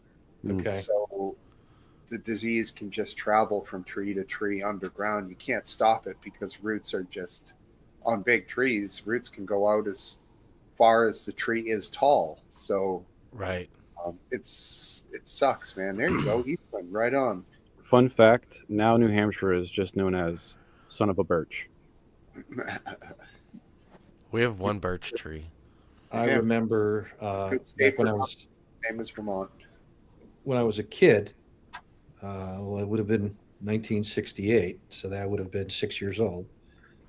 The Dutch elm disease hit, and all these huge trees just everywhere they were cut down. And also for the Democratic National Convention, they were cleaning up all the neighborhoods and cutting down the dead trees, and it was just like a massacre. One day it was beautiful shade, and then the next day there were no more trees. So you're saying we should put tariffs on the Dutch? Well, I think they should be punished somehow for I agree. all this disease they have sent upon us. 100%. They're just dirty, those Dutch. No idea. Bottle cap, look it up. Let us know. I always assumed it was a natural thing, but I think it's just a beetle. is it like a boring beetle? I don't think I think it's it's a a beetle. very small beetle. I think They have to bore. If it's I think taking they branches out in days. transfer the disease, I think. I don't think it's a beetle. I don't know. I think you might be right. I think that's how it's transferred, though. It's a fungi Okay. Is it fungi? and is spread by bark beetles. There you go. Well, the So- bark. If aphid's tree branches are falling off that fast from the infestation, then it's definitely a boring beetle. Yeah. It is almost it? seemed like it died. Like the branches was just from it dying and not having any more juice in the branches. Dutch But elm disease I is don't know. caused by an Acomyceti microfungi. Like I don't think So- the branches fell because they were weakened by, teeth of a beetle. I guess I just don't know elm trees. Like oak trees can be dead standing for like what 20 years, and the branches are still there. Not elms. Yeah. Okay. Yeah, sad. They're a beautiful tree. I think it's a tree. I don't know. I've seen that many of, man. Yeah. I'm not. That's I'm probably not why. I guess. Yeah. Sure, we it's wild. cut down. I think it was 10 of them in one summer because my buddy was getting married, and we were gonna have his he didn't live here in St. Louis anymore, so we were gonna have all our friends and his family celebrate here, and like a month before he was getting married and we had his party, he flew out here and helped. He's like has no fear, and like he had those things like I guess that the phone companies use to strap to their feet to climb the poles. Oh yeah. Those are. He cool. had those, and he just would tie the chainsaw to his waist and run up the fucking tree. And Couldn't even say belt. Come on, man. Those are old school tree climbers. There's not a lot of those left, man. they've scarred some of our trees in the backyard because him and my other buddy have used them several times to rig up, like they'll do wires, so if we have a Halloween party we'll have like ghosts that shoot with compressed air across the backyard. Cool. So they climb up those trees with those claws, and now there's some of them have created these holes that are big enough for squirrels to get in. Squirrel-sized hole. Jesus. I would imagine the tree will finally probably die because it's probably rotten from the inside of that hole. Certainly, You'd a be place where surprised, man. carpenter ants can get in and get going on that, and all other kind of little. But you can see like the feet print of them going up the tree because now there's big scar marks where each feet print went in. Some trees are extremely resilient. We did a nature walk today, and one of the trees was literally dead and rotten through, and like woodpecker homes and everything's in it. And there's this one spot that just has green growth and a nice, healthy branch growing out of it. Yep. I've seen that. It's weird looking. Like it's almost like everything around it is dead. How does water get to that branch? It secured itself off to the side somehow and kept intact. It's called astemic pressure. It has a small little tube that's getting to that one living thing that's sort of amongst all the dead and detritus that's rotting around it, but it still has this singular straw, if you will, that's feeding that one thing that that's probably going to go, and then the whole thing's going to be dead. Right. But yeah, On a bad day, that's what I feel like. I think that's what's happening with me. yeah. I mean, that's literally how plants work. They pull things up, it creates pressure, it goes up, feeds the leaves, photosynthesis. You guys know all that, but yeah, it's pretty interesting. I don't. Science rules. Love it. Let's fix the microphone. I'm going to jump outside for a quick driveway pee, and I have a question for you to think about before you leave. Why are you Yeah. against gold cards? I'm not. Oh, I said it's a program that's already existed. It's almost as though Trump is bringing it back up and renaming it his own thing. But there's already a high net worth, high investor clause that in immigration that allows for this sort of thing, and it's existed for a really long time. So it's only that people are angry because he's bringing it up, I guess, or they're ignorant to the fact that it already existed. But why would you be against that? Oh, I'm going to move to your country. I have a net worth of $30 million. Yeah. So I'm Well, going to I want to put $1 million into buy real business. estate. I'm going to pay property taxes. I'm going to pay this. I'm going to pay that. Sounds like a win for everybody. Yeah. I'm going to employ 10 people. Possibly. I mean, even if he's retired, he's going to buy a place or two to live, some nice cars, whatever. I mean, it doesn't matter.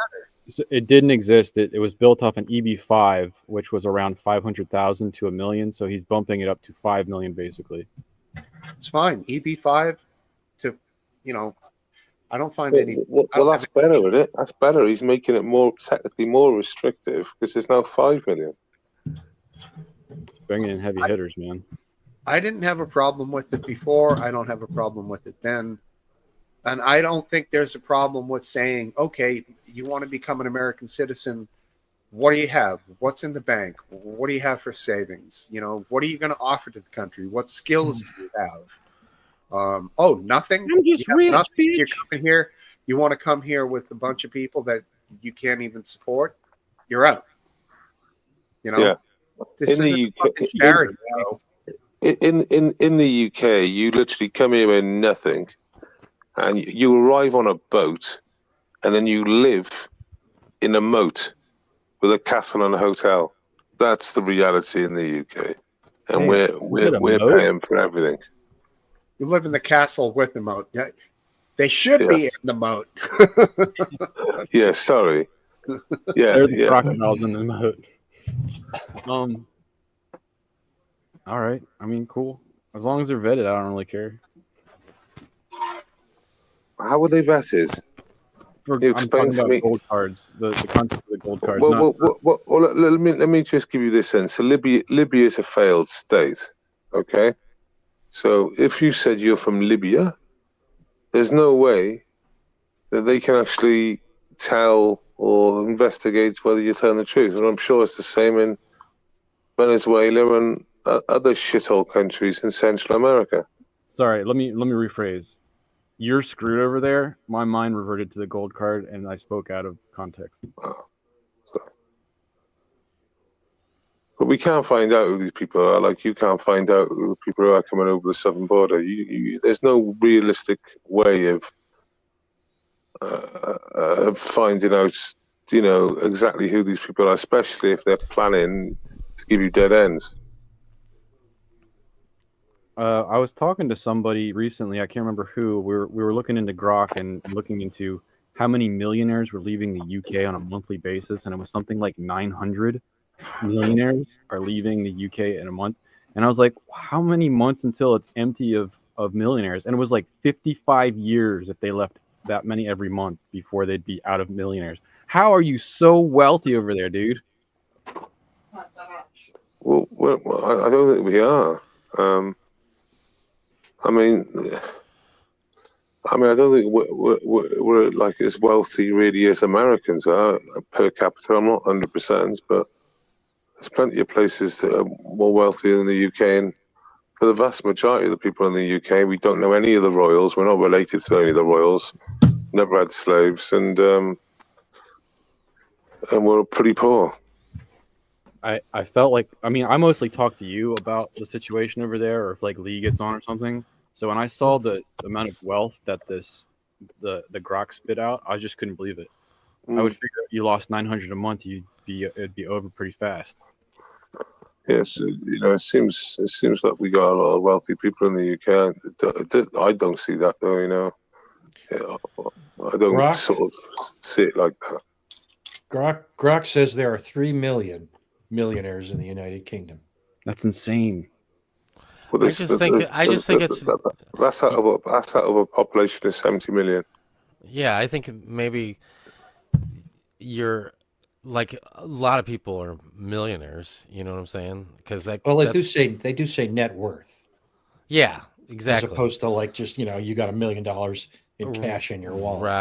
Right. Because you're still Yeah, considered a millionaire. Right.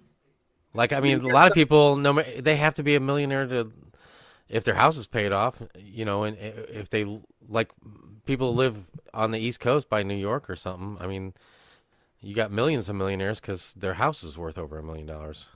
That's fair.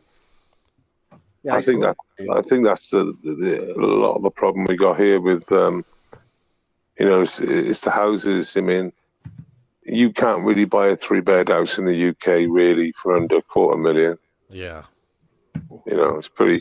I mean, it depends where you are. Of course, you go to some places that's 5 million, but on average, I'd say $250,000 for a 3-bed house, semi-detached, is pretty cheap in the UK. Yeah, I mean, millionaires and the guy with the 10,000 square foot condo in London driving a Bugatti are two different things in the UK.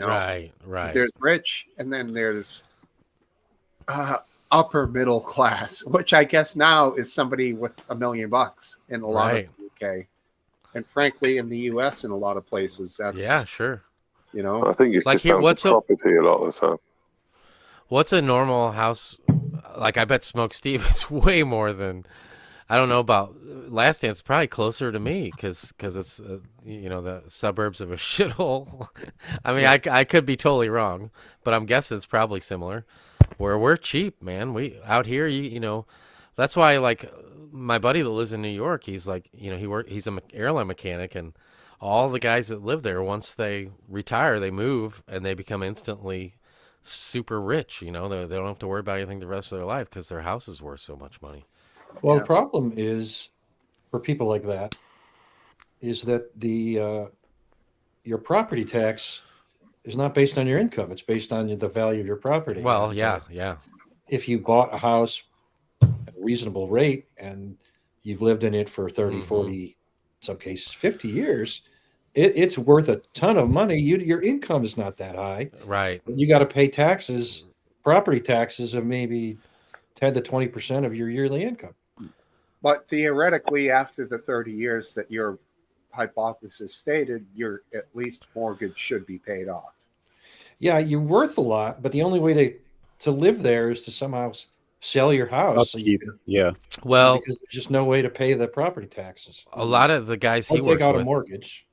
The guys he works with, which my other buddy is a same American Airlines mechanic, same company here in St. Louis, and he just works that one job, and actually he works like four days a week and only like 9-hour days or something, because the cost of living is so much cheaper. Where my buddy in New York, he says that all those guys, they work like at least 2 jobs, maybe sometimes 3 jobs, just so they can pay their property tax, and they spend their whole, because he don't want to get in that rat race. He keeps buying properties so he can, rent them out and make an extra income. But he said all those guys work so hard their whole life, and then when they get 60, 70 years old and retire, they take advantage of it and leave. Yeah. Yeah, one of the smartest people I've ever known in the real estate game says, when you buy real estate, you buy an income, is what you're doing. Yeah. And because of the way real estate and rental properties go, the income always increases. So even though you might be struggling initially, you might not make any money. Eventually, you cover the nut and then some, and then you cover the nut and a lot more. And eventually, when the nut's fully covered, it's all gravy, and you are Right. you're riding high at that point. So, Yeah. and now the market is so fucked up. Like, we can't get in it anymore because you have to rent at such a high cost for the loan and the percentage at the bank that there's no money to be made. You can't even cover the nut. So the only way to get into real estate and rental properties in the high end area is to have money in the first place. So it's hard. In the UK, young people just can't get in the market. They just Exactly. financially can't get there. That's Right. how it is. That's how it is here right now too. Mhm. And it doesn't help in the UK when you bring in 1 million people a year. I mean, out of that 1 million people, I would suggest you need to build like 400,000 homes. I think we're building a 250,000 a year. So if we've got to build sort of like that, just to put a band-aid over it, realistically, we need to build 1 million homes and stop bringing in hordes of people. But that's not going to happen. So the Wouldn't you market's just just going have to a keep bunch on. more homes that are still the same cost? What's that? Wouldn't you just have a bunch more homes that are still the same cost? No, because because there's more people looking for homes. If there's more people looking for homes, prices go up. I understand that, but the cost to build and the cost to maintain and the upkeep and everything is also expensive now, that it would still keep that number rather high even for a unsaturated market. Potentially, and interest rates. Yeah. I mean, it used to be that a couple could, work good jobs each and not have kids. This is only 7 or 8 years ago. Maybe get a house for 500 grand and scrape together 3 grand a month for a mortgage. That $500,000 house is now valued at like 675. The More than interest that. rate twice as much as it was 7 years ago, maybe more, 7.5% as opposed to, let's say, 3.1, 3.3. So these people who are comfortable and have money can't find a house. And when one comes up, there's so many people going in to buy it at the same time. Yeah. The bidding wars are good. It's a seller's market, man, for sure. Mom and dad sold their house in Maryland for more than they asked without a hitch. Done deal. That's awesome, man. So I'd never seen that before. See, you said it's a seller's market. A little twist. In the UK, you get it as well. You get a thing called what's the car auction sites? What are they called? One car. What's it called? Carvana. It's in America. Carvana. No, it's not that one. It's Barrett Jackson. It's called car something. Cars and bids. Well, basically, it's all that industry where they just auctioning cars off, yeah. And they've got them in the UK and America, but they've got this guy who uses them in the UK quite often. He's saying what insurance companies are doing now on all cars, and I'd like to see if you know anything about this. If they come into any slight damage, they're just writing them off, basically. And what's crazy is in the UK at the moment, and I watch more than one program that buys from these sort of companies, and they're saying the same thing. They're saying that basically they're just writing off cars, and much easier than they used to. So they're, the way they feel about, and he said, but the damage that's done is not even structural, because we get different write-offs and they do write-off S, meaning structural. And he says there's nothing structural wrong with it at all. But they're just writing off cars all the time, trying to get cars off the market. That's what the impression is. Don't know if you know. So I was talking to my dad actually about that the other day, and we were talking about the tariffs back and forth. And I feel like there's so many cars in America that we don't need new cars. They're sitting on the lot as is already. And everyone that I know doesn't need a car at all. Some people seem to burn their cars into the ground pretty fast because they don't take care of them. But for the majority, I think everybody's got multiple vehicles already. So, I mean, it's interesting for me to see this stink about cars, taking a hit for economy. But I feel like they need to throttle it back anyway. The best thing to do for the environment is keep the cars you got. I mean, yeah, if our vehicles are able to maintain, I don't know how long you guys have kept your vehicle for, but mine's 2006. 2010.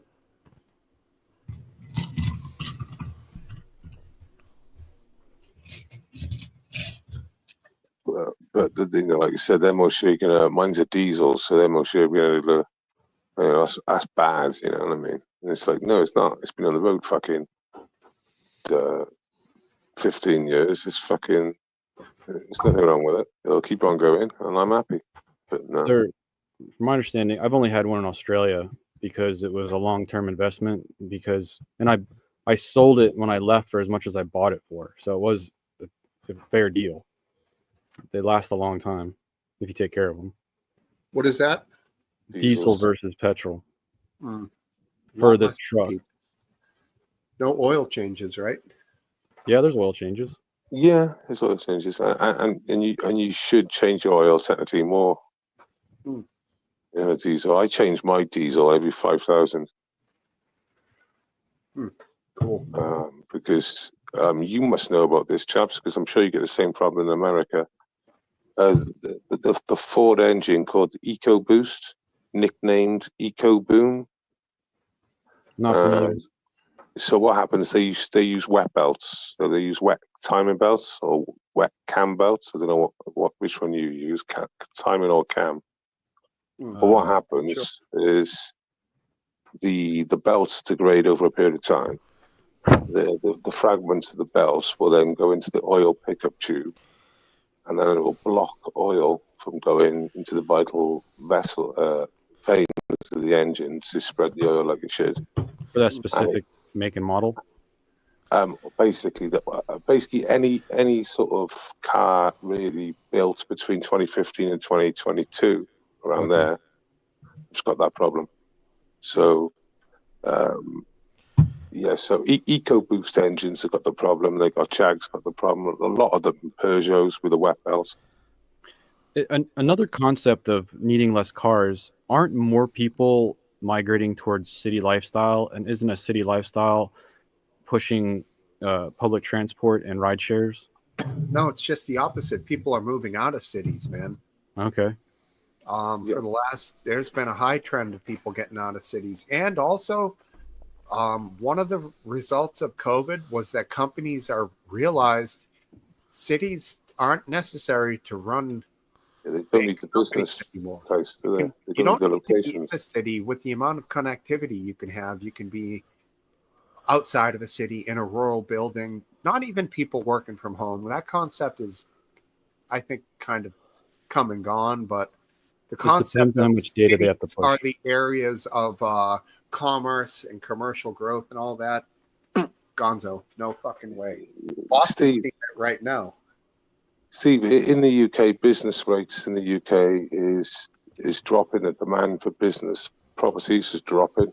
And it's exactly what you said from COVID, that the companies have realized they don't need the huge property that they did, or in the location, or the size, all the location of that property. They didn't need it. So they're finding now, like a lot of the towns are quite empty of the big businesses because a lot of them have decided to change the way they do things. Mhm. Yeah, Boston's seeing it now, and so because of the depletion of commercial taxes to the city, the mayor decided to raise commercial property tax Oh, because that'll work. right. But then all these city councilors were like, "Wait a second, you didn't study this at all. This doesn't make any sense." And then, in the end, the whole thing got scuttled, and it was an across the board property tax hike, which ended up being quite a bit for the citizens of Boston, the residents of Boston. And this was the same mayor who actually was down there in front of Congress last week. I don't know if any of you guys saw it, Mayor Michelle Wu. Yeah, I think so. Basically, it was just Democrats and no protesters, was it? Or just like a paid handful? Well, they were there being questioned by Republicans for their immigration policies in different cities. Oh. So Mayor Eric Adams was there, Mayor Wu was there, and I think the mayor of Chicago may have been there as well as one other mayor. I'm not exactly positive. So Mayor Wu gets up and she said something along the lines of, I think we should have Tom Homan up here sworn in under questioning. And if he wants to make cities safer, he should. And what's the first thing she said? In a city with the strictest, in a state with the strictest gun control, she gets up and says, he should increase gun control. That's the first thing she says. Like, how to make Boston safer. Nothing to do with criminals. What she wants to do is take firearms away from law-abiding citizens because that's going to make Boston safer from crime. What is her thinking? I guess she just hates anybody who wants to exercise their Second Amendment right. Is that her theory? Been some pretty linear thinking like that for quite a while now. The thing is, as well, how can we vote? How can you seriously vote for these people? Because I could never vote for these people because they clearly haven't got your best interests at heart. Through for simple things, just like your own, like I said, self-defense. That's actually what they're trying to do, is take any protection a law-abiding citizen has, take it away from them and give it to the fucking criminal. Yeah. Well, let me tell you, you can go down to Molina Cass, you can go down to Roxbury, you can go down to Mattapan, and you can find yourself a pistol. And we're not talking about legally here, and it's easy. Most of these guys that are committing crimes, that are doing drive-bys, that are doing these shootings, these are illegal firearms. So she's not talking about controlling guns to them. She's talking about increasing the law. She's targeting law-abiding citizens. Exactly, man. It's insanity. I don't know. And yeah, a lot of people saw it and said, that mayor is badass. I really like her. Wow, what a tough chick, I guess they just don't care about that. They don't care about the same things that I care about, It is what it is. Matt? I think Your some spelling is fuck. I just think some people have got a cloak up, and if it's to do with Trump, it doesn't matter, or Republican, it doesn't matter. That's just the way they are. So there's no changing. I love Tom. He knows I'm fucking with him. Yeah, that's just how they are. That this is the side of the Democratic Party that is going to cause them to implode.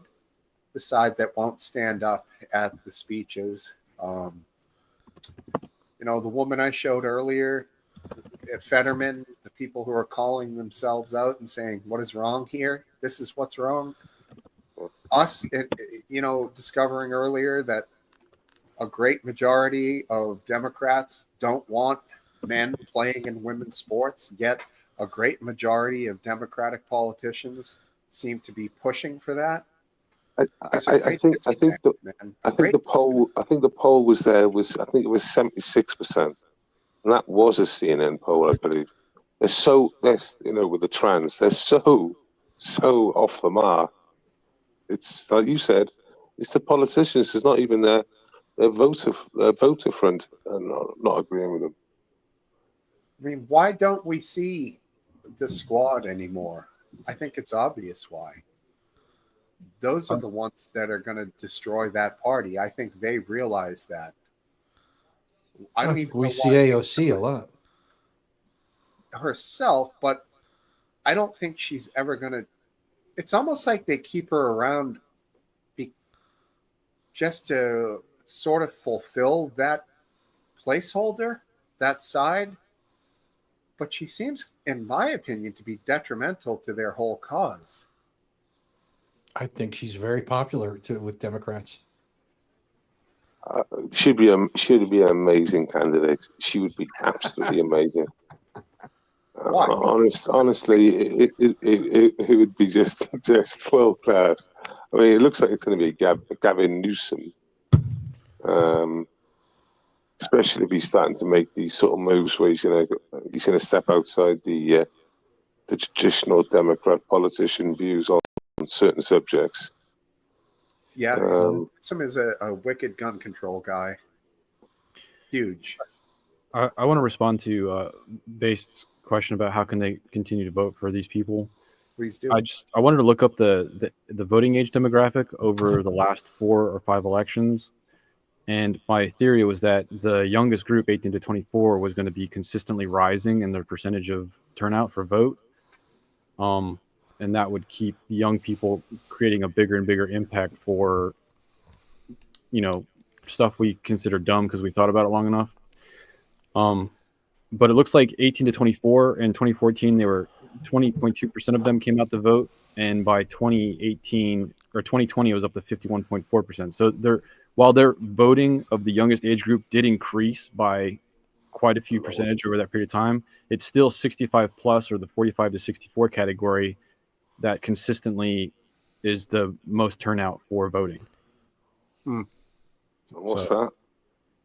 Basically, old people are the ones controlling the vote way more than the young people. What's the numbers for the 45 to 65?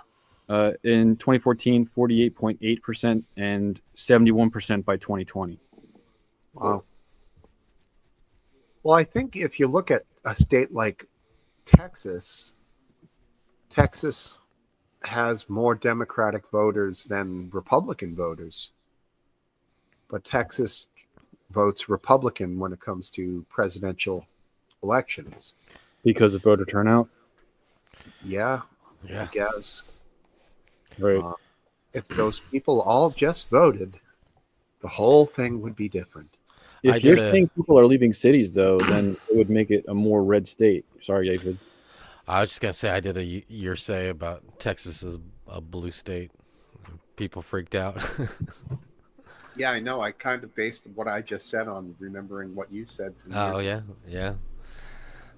It's always stuck in my mind. I kind of have that kind of memory for things like that are interesting. It's true. It's true. Yeah. And there was a guy that was like real conservative. He's like, you got to be kidding me. There's no way. And he did the research. He came back and he's like, nope, I think you might be right. Is the concept, though, that everybody flocks to the cities because of lifestyle and benefit, and then the political concept of a city shits itself and everybody flees the city? Oh, right, that is right. If go ahead.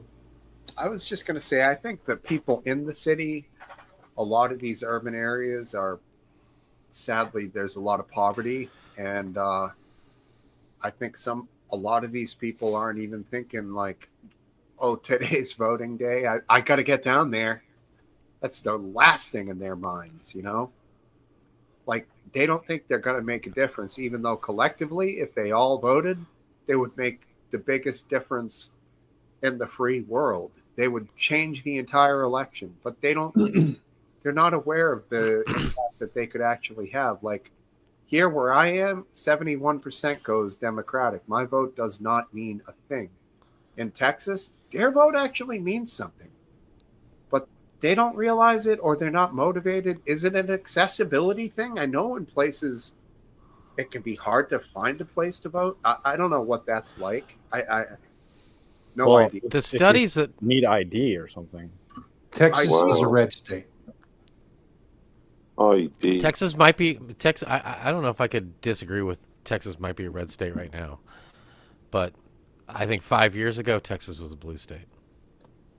It comes down to the amount of voters that there is potentially on either side. Well, the reason I say it is because the studies I saw that made Texas a blue state was because of the heavy population of Hispanics and how typically in the past they have been, almost across the board Democratic. But with Trump, this last Huge election especially, that there's a large part of that population that went away from that trend. So Yeah. right now, I don't know if I could say one way or another, but I think 5, 6, 10 years ago, Texas was definitely a blue state. No, 1976 was the last majority. Well, I mean, vote. I understand when you see the results of elections, but I'm talking about like what Smokesteve said. If every single person in the state voted, it would be a blue state. I would have to look for registered instead of electoral turnout. Yeah, and then compare the winning Whoa, geez. side to the losing side. How many non-voters there are? How'd you get so loud, dude? Like all of a sudden you're like so loud it's ear. I leaned forward. Is that better? No, you're still pretty loud. You wiggled the cord. Yeah, something happened. No kidding, huh? Yeah, you're super loud. Felt like you climbed into my brain and started. Yeah. Wow, weird. This is a new chord. Yeah, you're still totally loud. All right, how about that? Oh, that's much better. That's better. All right, that is fucked up. I didn't do anything. Yeah, now you're totally back to where you were. All right. See, it's just Steve-O. This is my new laptop see you, in Steve-O. an Good expensive luck with that, dude. I hope USB. you have a good one. Hooked Sorry. I into. moved. Did my volume go down? I touched the cord. Yeah, you're back to pretty much what you were at. Okay, so it's good. Okay. Yeah, now you're good. Brand new laptop, brand new cord. What is wrong with these people that they can't design a plugin that fucking doesn't fail after 3 months? No. Do you chew on it or? No. This thing was Touch expensive. the cord and talk to us at the same time. We'll see if it goes up and down. I don't want to mess with it. I think I heard something that might have something to do with it. I heard that THC resin is a superconductor of electricity, so there could be something to that. I don't know. There's no such thing as THC resin. Don't ruin my joke. He doesn't even have to plug his computer in anymore. THC resin. Never. Yeah. Okay. Good joke. I'm trying to find that data. It's actually Data schmata. Let's move on to the next thing. Just believe it. Casey Anthony. okay. You should join the Casey next. Anthony. All right, Casey Anthony. I'm not Casey. I'm not up to date on my Casey Anthony. Neither am Well, I. she's tried to start a TikTok. Yes. I didn't pay attention to her case when it was an event that happened in real time. Like basically from what I read, she was considered very guilty from the public eye, and so the public is very disgusted that she's now acquitted. Wait, Well, I just yeah. gotta say, Trigger is Trigger snoring over there based? Yeah, he's snoring. Yeah, I can hear. Maybe- No, it's maybe okay. I like. peaceful. It's soothing to hear old Trigger snore Yeah. over there. There's That's no fair, problem. so. I'm not gonna complain about that at all. I've nudged him a few times, but he just goes back to it after like 10 seconds. No, he's fine. Yeah, I think she was widely viewed as people didn't believe her story. I mean, nobody believed her story because it wasn't true. But She was the white OJ. yeah, but in truth, the evidence wasn't fantastic, unfortunately, and she was It don't acquitted. fit. I'm not going to blame the jury, but nobody believes that she was innocent. Everybody believes that she killed her daughter. I think even her parents at one point didn't they kind of turn her in Yeah. or something? And she kind of like she came across as like, yeah, I wanted to go party, so I didn't, She absolutely hated. People hate her. Was she just recently acquitted, or it's only because she No, tried no, to create many TikTok? years ago. Okay. 10 years? At Yeah, it's least? been a- Coming out with this 12? 12 Oh, years? 13? Smoke Steve, now you're totally quiet, dude. totally quiet. Yeah. Yeah. You're- We're just Play with the gathering cable. Thanks for Are being you- serious. Man, what Are the you- fuck? Are you teasing us, Smoke Steve? Who's gaslighting who here, man? What's Man, going on? just think how frustrated he is. He just bought that brand new laptop. Yeah, you're still quiet. You're right. Something's going on. Oh yeah, something's what you just did triggered something because there was a lot of feedback. Okay. You're still quiet though. You touched something and there was a lot of noise. How about now? No, you're super quiet. You're super quiet. Like if other people are talking, there's no way they're gonna hear you. No, I feel like you're getting even worse. I think you're pulling our leg. No, I think he's serious. It sounded like it was getting lower and lower. I know, but how would he be making it do that? You hear me now? Steve's ability to use technology is pretty spot on. Poor guy. He just went through a whole. Well, I'm sure his laptop's fine. Yeah, I don't think it's the laptop.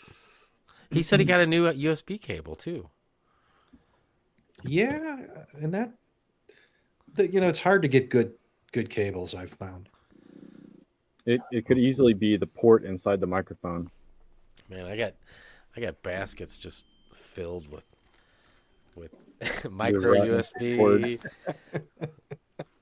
How many years? iPhone. How many years? Like every 5-10 years, do you take a Here's box another of one. Goodwill of cords or? All right. Oh, Test. no. Test. How's Oh, that? now you're loud. You're loud Yeah, enough. he's good. Whoa. All right. All right. I feel like I I think you're kind of too loud, maybe. All right. I'm backing down a little. I'm just getting There, it right. there you go. There you go. There you go. Okay. There you go. Okay. I think All I right. got it. You get it. There's 3 settings on the side of the microphone. I don't have any idea what they are. They have little symbols with decibel numbers next Yep, to them. yep, One of yep. them's got a minus, one of them's a 0, and I don't know what the other one is, but I switched it, and we'll go with that for now. Yeah, that's Okay. perfect. Like if you're using a program like OBS, which is kind of a broadcasting program, then it shows you your levels down at the bottom. So that switch, not that anybody cares, but that switch is, if you see your levels are going in the red, you can bump it down a little bit manually with the switch on the thing, and it evens it all out. All right. Well, I think I put it to switch inactive because Yeah. bottom I think is switch off, middle is I think whatever, and then up I don't know what that does, but I'm gonna leave it where it is and never touch it again. I don't know how I touched it before. I'll ignore the switch. All right, what do we got? Okay. Yeah, McGran never showed up tonight. I kind of wanted to see him. LOL. Totally. What are you going to do? Sometimes we get a lot. Sometimes we get us 5. That's well, fine. Which is, Winning. it's good. I love the Us five are the variation. best. Yeah, exactly. I just tune in to hear you guys anyway. Yeah, I like all sorts Go of ahead, different continue. pubs. So this is as good as anyone, you know. They're all good. I mean, I could do without Last Dance, to be honest with you, but Yeah, I- besides that, I wish I could get away from you, but I'm stuck with me too. Last Dance, how many whiskeys Oh. did you have? I think I'm on my 3rd one. Usually I only have 2, so I don't know if maybe I like this thing a lot. I think last week I had 3 also, so How much is one? Like how high is the pour? it's like, I don't know, a finger or 2 fingers. I don't know what you call that. Very The nice. shocker. Very nice. And what is that aphid you have down there? The shock top? You got it. Shock. How did you guess? Yeah. You really like that stuff, huh? No, but my wife does. I mean, I was I gonna like say, it. I like it. I'm fine with it. But usually my beer is just what she's into at that point. You know, it used to be Killian's. I think I said that before. Ooh, yeah, right. I like a little Bunch. Blue Moon. It's similar to Shock Top. Kind of got Yeah. the same profile. Blue Moon. Yeah, I've had them both, but they're both phenomenally better than Killian's Irish Red. That stuff is out. Man, that's all we drank for, and then we'd go to a bar, and because it used to be more common than it is now. And if they didn't have it, we were like, "Oh, you don't have it?" That's the best. Killian's Remember, cartoon. remember Party Balls? That was a 3-gallon ball of beer that had a pump on the top. No. No. They used to sell them at the liquor store out near UMass Amherst in the mid 90s. It was a ball like this, like a big beach ball. It was tan and full of beer. It was in a cardboard box to stabilize it for pumping. But of course, we took the party ball out of the box because it looked way funnier and you could see how much beer was left. And it was $19.99 for 3 gallons of Killian's Irish Red. Wow. Yeah, it was What a cheap. steal. The I think it's a Heineken can's steal. all I've ever seen in my lifetime. The little mini keg. Heineken is what it was. Yeah, I remember that. Yeah, Yeah, it sucked though. There was like 2 beers in it. It was just a $30 mini keg with like a few beers in it. It was not. I It was a remember novel that. item. You bought a cheap plastic tap and you could reuse the tap. You didn't need a tap. You didn't Isn't need that a tap. Mick G's favorite beer? Heineken. Heineken, yeah. I thought he was a Heineken guy. Am I thinking of something else? When I think nothing else it's- can do it, Heineken. You're in the right ballpark. I don't. It's Maybe green. it is. Maybe St. that's what Pauli. it's Green. I thought it was St. Pauli girls. I can't. That's obscure. Is it Rolling Rock? Maybe he likes. I don't remember. Could be. Who? McGrandy. Oh, I don't know. Lemonade. He likes lemonade. Yeah. And pancakes. And he likes staying Chilled on his, celery juice. he likes he Yeah, he likes comes on to make fun of me. I'm glad you have a follower, Last Dance. That's awesome. He's a funny guy. Did you guys watch the launch of Starship, or did you just? I watched it on delay, a short delay. Like an hour. What I they do call not. it Did an not. unplanned rapid An unscheduled disassembly. It's tongue in cheek. Yeah, I like but it. that is their phrase that they use. Yeah, I saw all those millions of tax dollars being wasted. That's I don't what think I it was saw. tax dollars. I think it's I private know. money. Tell me you're I know, joking. but it doesn't mean. I saw a meme where each dot was like so many million taxpayer dollars wasted. Because it was like 30 glowing embers across the screen, and they took each glowing ember and put so many million taxpayer dollars by it's each in the one. millions, but it's not taxpayer dollars. I know. That's the hard part. I've seen that argument happening, and it's very hard. I Is that think the cost of progress? You though, gotta or you is gotta this pick and still choose. new You gotta yet? pick and choose. RW. I mean, I hear even tonight sitting here, I've heard so many things that are just not worth getting, right. just not worth debating. Come on, you When, gotta fight you every Just let battle. them go. When the Challenger disaster occurred, I believe flight control said we've had an anomaly, I think you might be which right. was the understatement No. of the century. Yes, an anomaly. But then the guy said, obviously a major malfunction. Yeah, but Right. The anomaly is that people existed and now they don't. Yeah.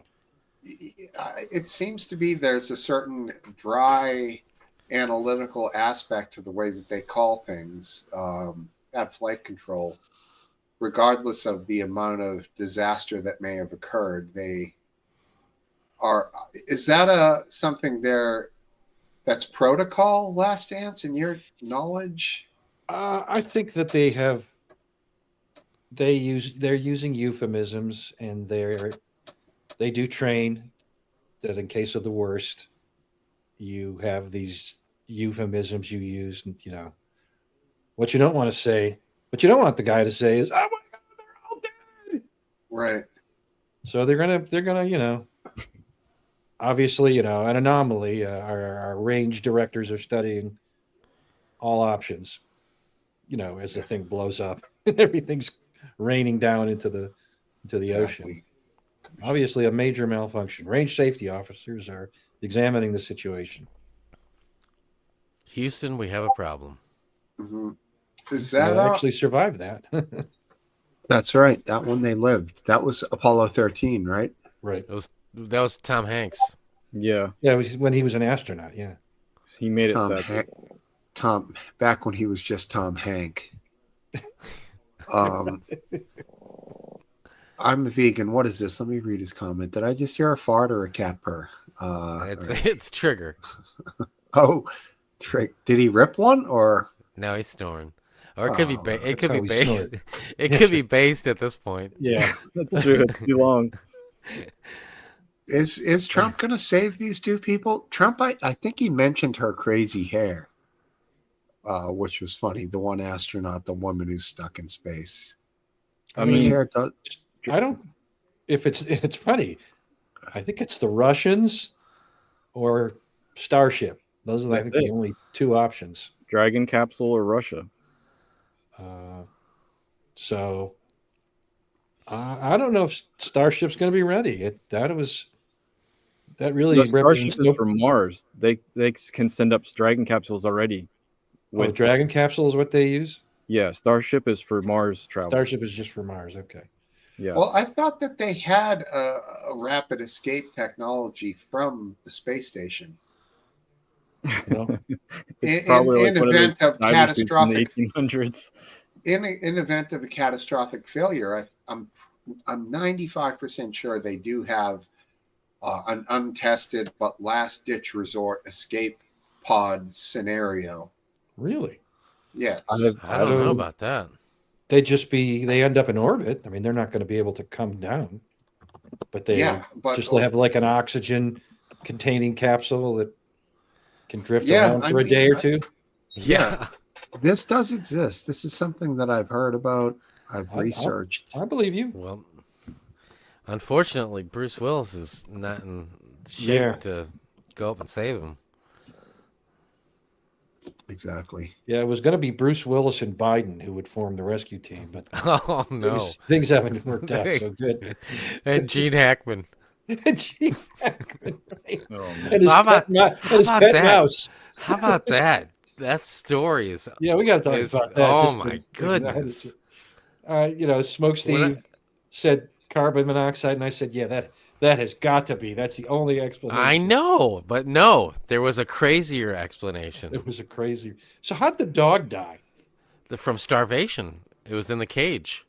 There was really? 3 dogs Died of supposedly, thirst, probably, and died of thirst probably, but died because it was in the cage. The chick, the wife, I think, she was out the day that they think she died. I don't know if she was late or she had a massage appointment, like something to do with a massage appointment was the last contact with her. And that was on the 11th of February. Then they think he died, I think, 5 or 7 days later, which was still like a week before they found him, which is just bizarre that you'd think that like somebody like that would have some kind of contact with somebody. Or a nurse visiting every day. Right. He's 95, he needs... Oh. Yeah, well... But life just sometimes isn't what you think it is. Yeah. Yeah, with that kind of money, he could have definitely had... I looked him up. I think he was $60 million he's worth or something. Could have had a nurse there for 3 hours, 4 hours a day. Not a ton if needed, but make sure he's fed, make sure he's clean. It's like a really nice gated community in California. New Mexico. Was it? Santa Fe. Oh, I was wrong. I probably saw Santa Fe and just assumed it was California. Santa Fe, New Mexico. Right. Yeah, it's tragic. And the whole hantavirus thing, which is... Yeah, I'd never heard of that before, but I could tell you two knew what that was all about. I've heard of it. Because I was like, it was some obscure rat and mouse poop disease or something. It's spread by mouse droppings, I think, mostly. You would have to think that was from their house. So what was the shape of the inside of that house? People It doesn't take a lot. You know, mice are everywhere. Mice are in your house. I hate to tell Yeah, you. yeah. There Um, was something that happened back in the, I think, 90s, correct me if I'm wrong, where there were Indians that had Native Americans, sorry, that had some kind of a lodge that had maybe some mice in it, and they did some kind of an Indian thing in there where they were doing some long-term exposure to heat or I don't know, sweat lodge, blah, blah, blah, yep, yep. whatever. They fucking all got hantavirus, and it was pretty damn bad. I vaguely Um, remember that. Last and Dance. this is the sort of thing where they, like if the CDC, I don't know if the CDC exists anymore, but they would send out guys with, supplemental oxygen and hazmat suits. And this is serious shit, like nearly Ebola level, I think. Mm. It's got a high mortality rate. It has a high So mortality rate, and it does kill fairly quickly for a virus. now, is it contagious? I do not know. Like Ebola is. Yeah, but the reason I heard about it was at one point many years ago. I was thinking about hiking the Appalachian Trail, at least in the Virginia part of it because it's gorgeous. And I read a story where there are these shelters for hikers. They're very primitive, and vermin get in, and apparently some hikers contracted hantavirus Yeah. in one of these shelters. So I was like, "What the fuck is hantavirus?" Yeah, the funny thing is, that being said, you find a house in Maine, New Hampshire, Massachusetts, and Connecticut that doesn't have a mouse or two in the winter, it's probably rare. I would think all the way down to the Carolinas, Mice here all they the time. they they go into houses that have fucking food and warmth to survive. So it's going to be extremely common to have people around mouse droppings, but this is uncommon. This hantavirus, you know what I mean? Yeah. So R- what's RW's is it? typing out his thesis over there. Is it Yeah, I'm dealing with bullshit in the Nexus. Sorry.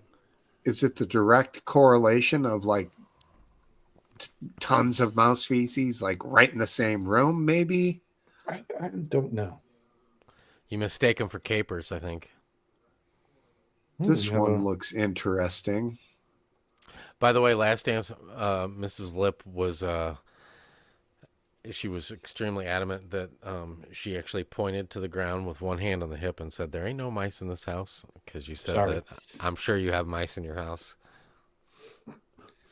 I'm sure they have at least walked by and thought about going in, and then And they knew she lived here. then the other mice communicated the Yeah, no, the no, laws no, of Mrs. Lip and decided they would move on to the next don't. house. Yeah, Well, dogs don't help. go in that one.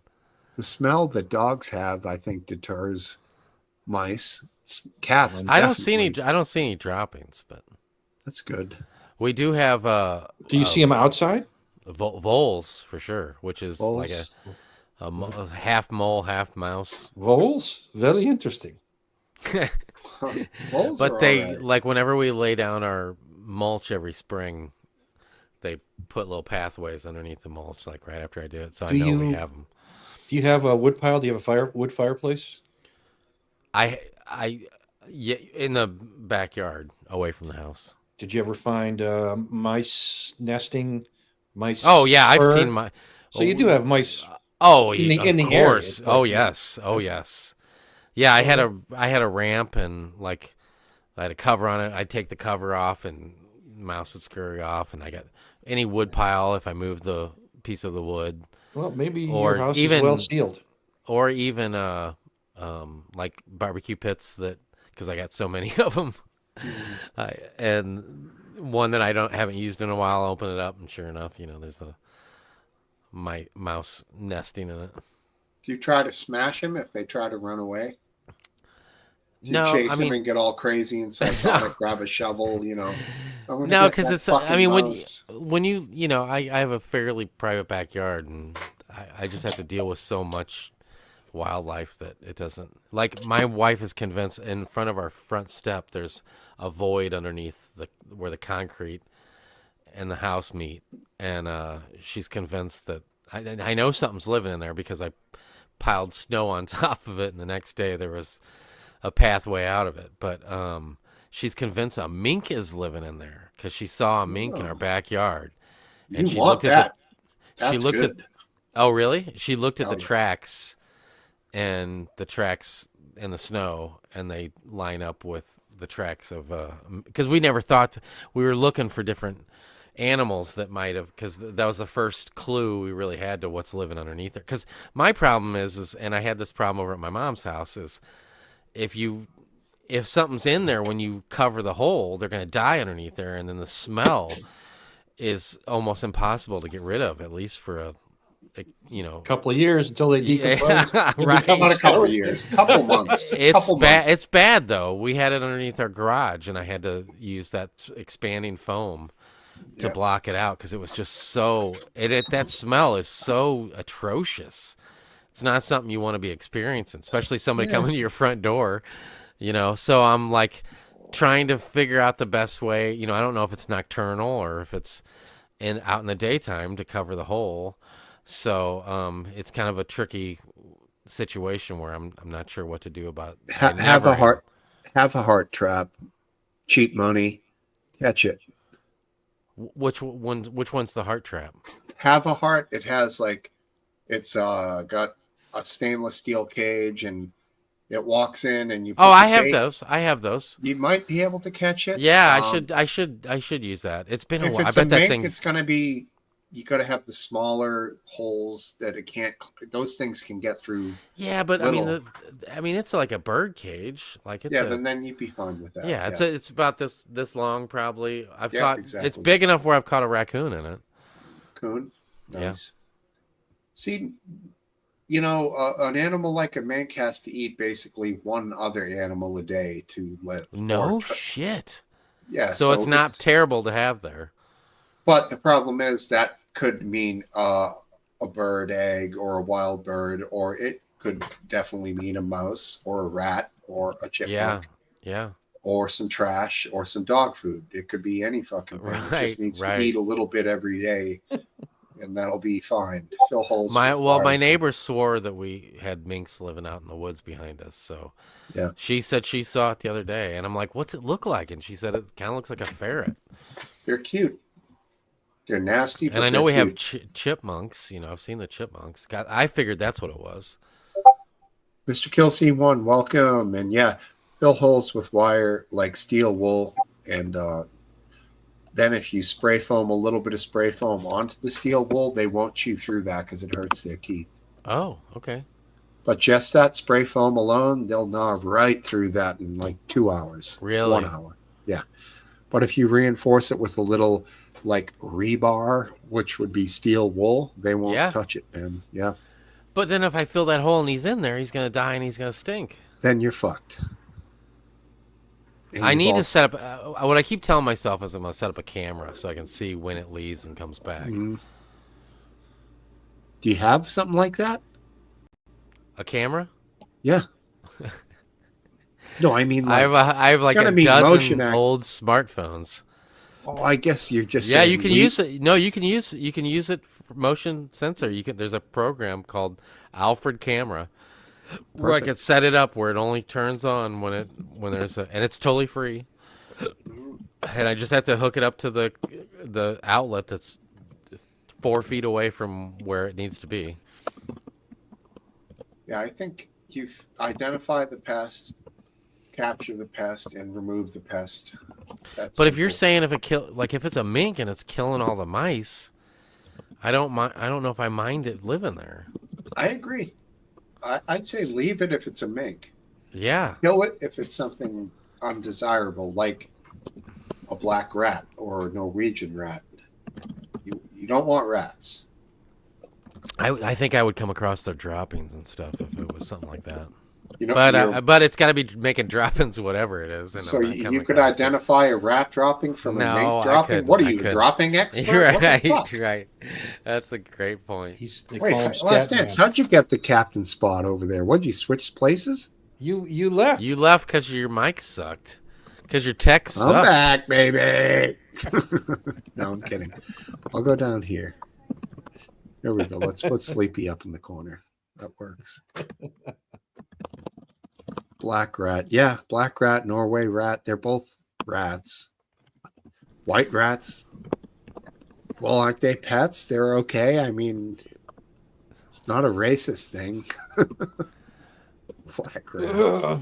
Our little dog is a Chihuahua, and it gets only let off on a leash because we do have so much activity in our backyard and stuff. And Really? it You worried is it might get chomped, huh? well, we got hawks and owls, so yeah. Oh, the Chihuahua was too good for a hawk. I don't know. We've seen the hawk with a squirrel just ripping meat off the bone, and that dog's about the size of a squirrel.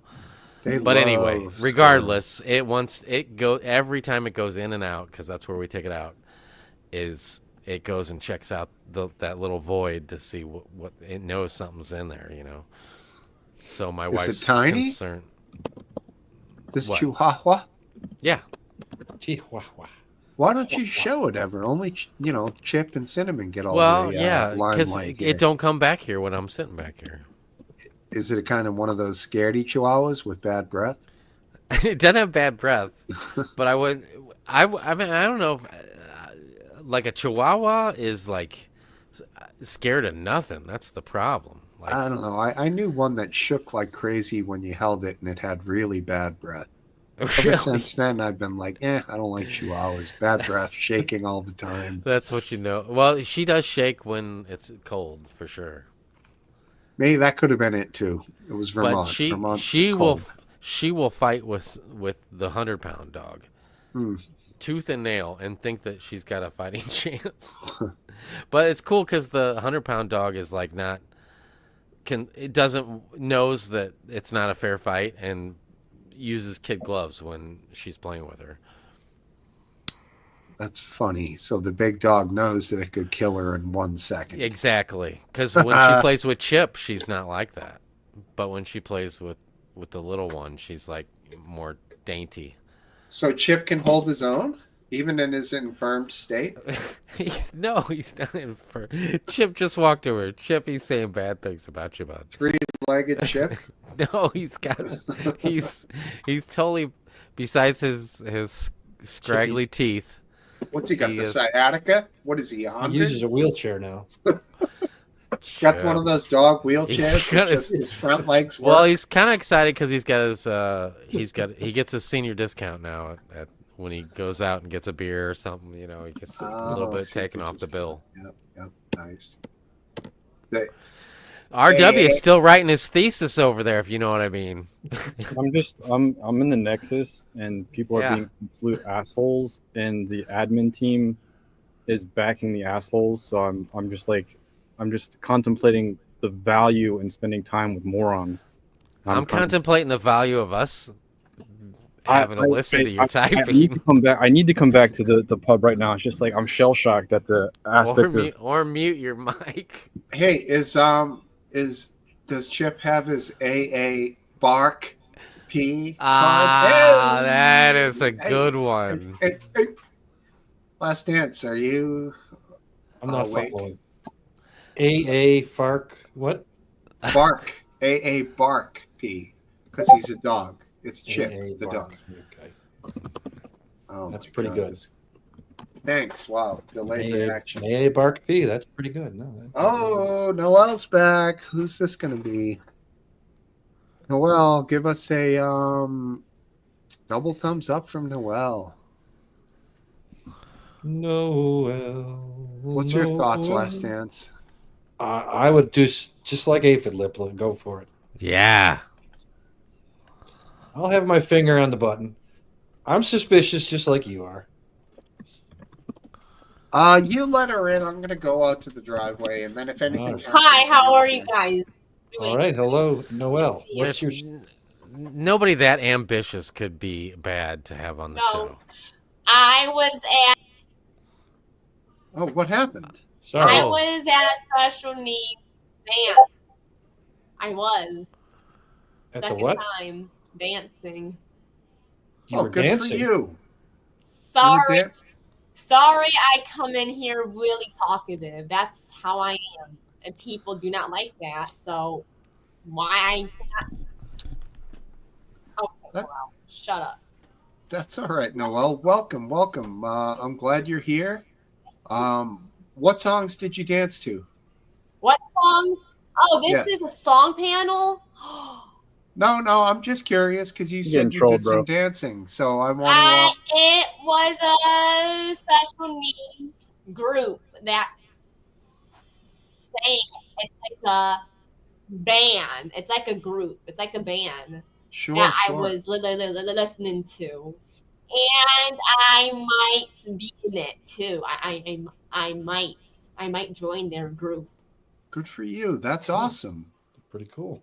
Welcome. I really enjoy having you here to hang with us. It's great. And Thanks. that's why my hair is down. It's usually up in the ponytail or a Okay. braid. That's why my hair. Cool. And so I went there with my friend from back then from high school, and she was on my nerves. And I she was on my nerves, and I was talking to one of my friends, and she was like crying, crying. I was like, "Oh my god, what the f? Sure. Sorry." Yeah, I mean, It's nobody like likes nobody. sometimes my friends are like, "I'm gonna crush them." Yeah, we've all been there. Yeah, Like nobody likes an excessive crier. she really wants me to do everything for her. She's not like a baby. I'm like Right. myself. It's like you can do it. You can do it yourself. I just told her that. There you go. She doesn't. Yeah, That's okay. you It's know. okay. It's nice for you to help her out and be a good buddy when you can be. No, she's like the type that annoys everybody and annoys my dad on the phone. She calls my dad every time, like, "What's Noelle doing? Not your business." Exactly. There you go. We have a question here from our chat.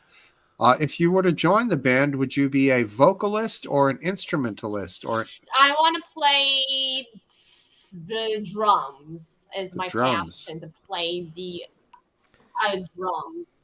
There you go, English bottle The cap. She's a drums. drummer. You're a drummer. That's cool. Yes. Have you? And a singer too. Mhm. But mostly my passion is play those drums. Good for you. Do you have you ever heard of the band Rush? There's a Rush? Rush. That's a Yes. band. Yes. They have a really good drummer and a really unique singer. Some people love them, some people hate them, but one thing they are is very talented and good place to start with drummers. Yes. And so and so so she has been in the mental hospital. She's a suicidal girl. She's suicidal. Sure, sure. It's not She's good. really crazy. And so me and my dad talked about it tonight, and my dad thinks I need to take a break from her. Yes, I do. She she, she really gets me in this drama with this and Sure. social media with their It sounds like your father has a lot of wisdom, and he's probably a good man to go to for advice. And so should I take my dad's advice? Yes. What should I say to my friend? Well, sometimes it might be best to just take a little time away from somebody. But I think your dad is probably somebody who's probably a good person to listen to. And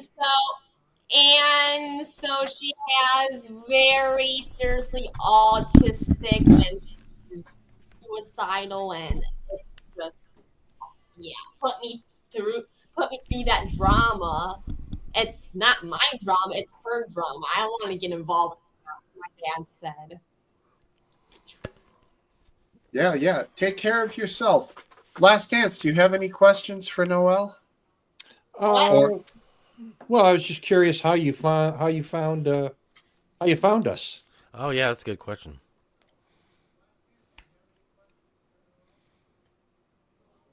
Wait, what? I can hear you now. How did you find us here? I found you in the live streams. I was I'll be right looking back. and looking. Look, okay, yeah. Some people find us that way. And so my mom did it. And my mom's friend puts the tinsel in. The blue tinsel is right there. Oh, You see it? The blue tinsel? I do see it. Yeah. Yes. My mom's friend is really a good hair stylist.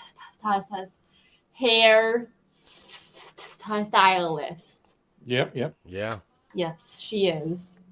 And so me and my boyfriend went to the Night to Shine. The dance was not tonight. Tonight was this little special needs dance, and you have to dress up. And do you want to see the pictures of me and my boyfriend? Yeah. Okay. Yeah. How could Me you share and my boyfriend at the Night to Shine this year. Look, that's me and that's him. Wonderful. Yeah. Looks like a nice couple. Yeah, and this too. Wow. What is it? What does that say? I can't read it. Oh, it's a picture. It's a picture of me and him. Somebody drawn that. Ah. And that's me and him holding hands. Ah, very romantic. Yeah, and this one too. Ah, nice. And so this one too. It's like this year was the Night to Shine. It was really fun. And thank God that girl didn't. She was there too. And this one with that's my friend right there in the right. Special Olympics. He really does Special Olympics. Okay, Nice. And this one. And this one with me and him with the hearts. I like that picture. Ah. Yeah. Nice. And this is where we are dancing. Oh, that's sick. Oh, there you go. That's my favorite one so far. There we go. That's cool. And this one with me and him dancing slowly. Oh, there you go. Very stylish. Do you remember the song? Do you remember the song? The song is by High School Musical. That song, wait, hold on. This song. Okay, I don't really know that. And this song.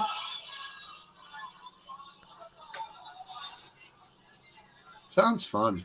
Looks like you had a good time. Yes. You're living your best life, Noel. That's great.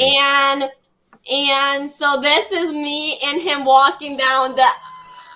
This is me walking down the aisle with him. Wait a second, Noel. You got married? No. Oh, wait a second. No, You walked like- down the aisle? It's like the Night to Shine. Oh, okay. My bad. Yes, I'm no. sorry. I don't And- see a ring, Noel. I don't see a ring. So, No. okay.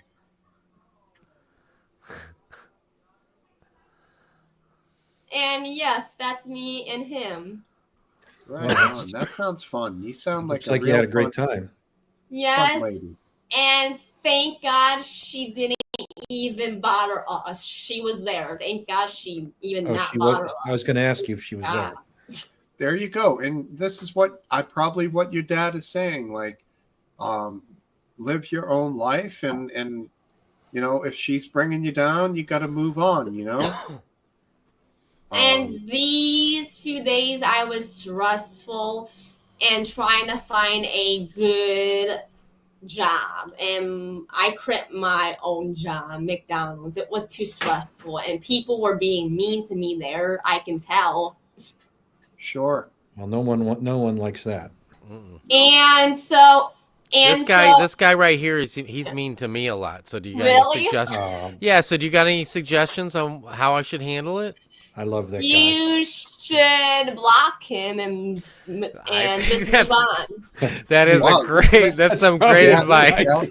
yeah. Yes. Woo. Good advice there, Noel. Very nice. Thank you. Welcome.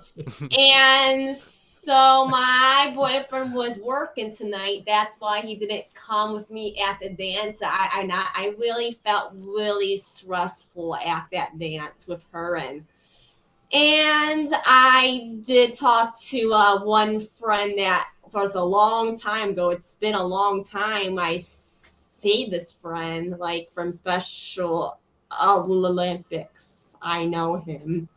And so I just ignore her drama, and yeah, just yeah. I wish my boyfriend was there. She won't act up around my boyfriend. She won't. Really? Thank God. It I sounds wish, like she might be just faking it when she's around you just to get yes. your attention. Yes. Yeah. And so lots of people were looking at us, and she's a trouble. She gets me in trouble sometimes. hmm She's a Yep. troublemaker. Sure. We've all known people like that as friends. Sometimes So they can be fun and sometimes they can be trouble. and so on the online, she gets everybody's social media, text them, call them, text them, and just noise the crap out of these people online. Hmm. It was like, that drama is not my drama. That's yours drama. There you go. Wise. Very wise.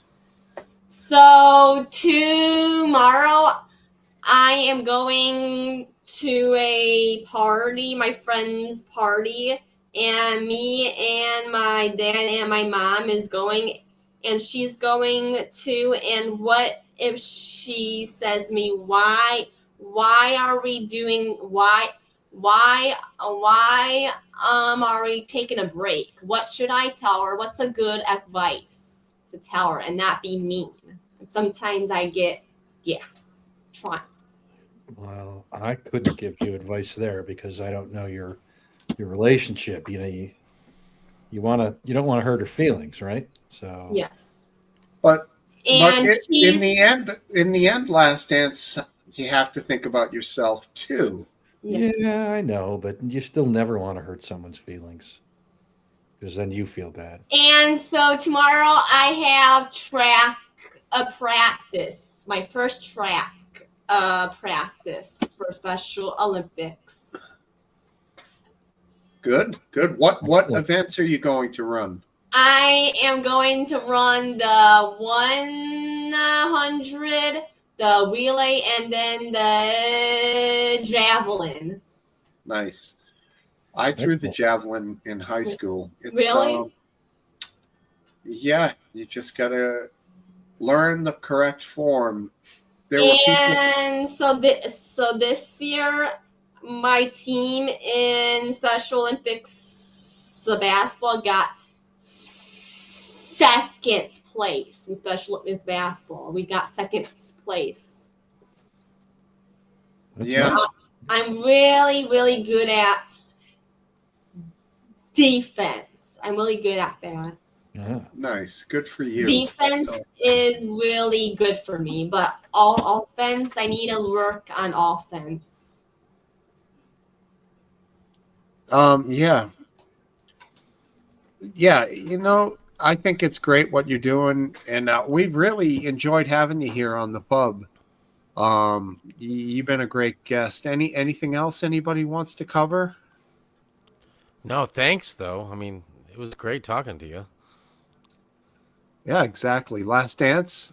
No, it was great having you on. Real change Really? of And pace. so, where you guys are from? I'm sorry to ask that. I asked.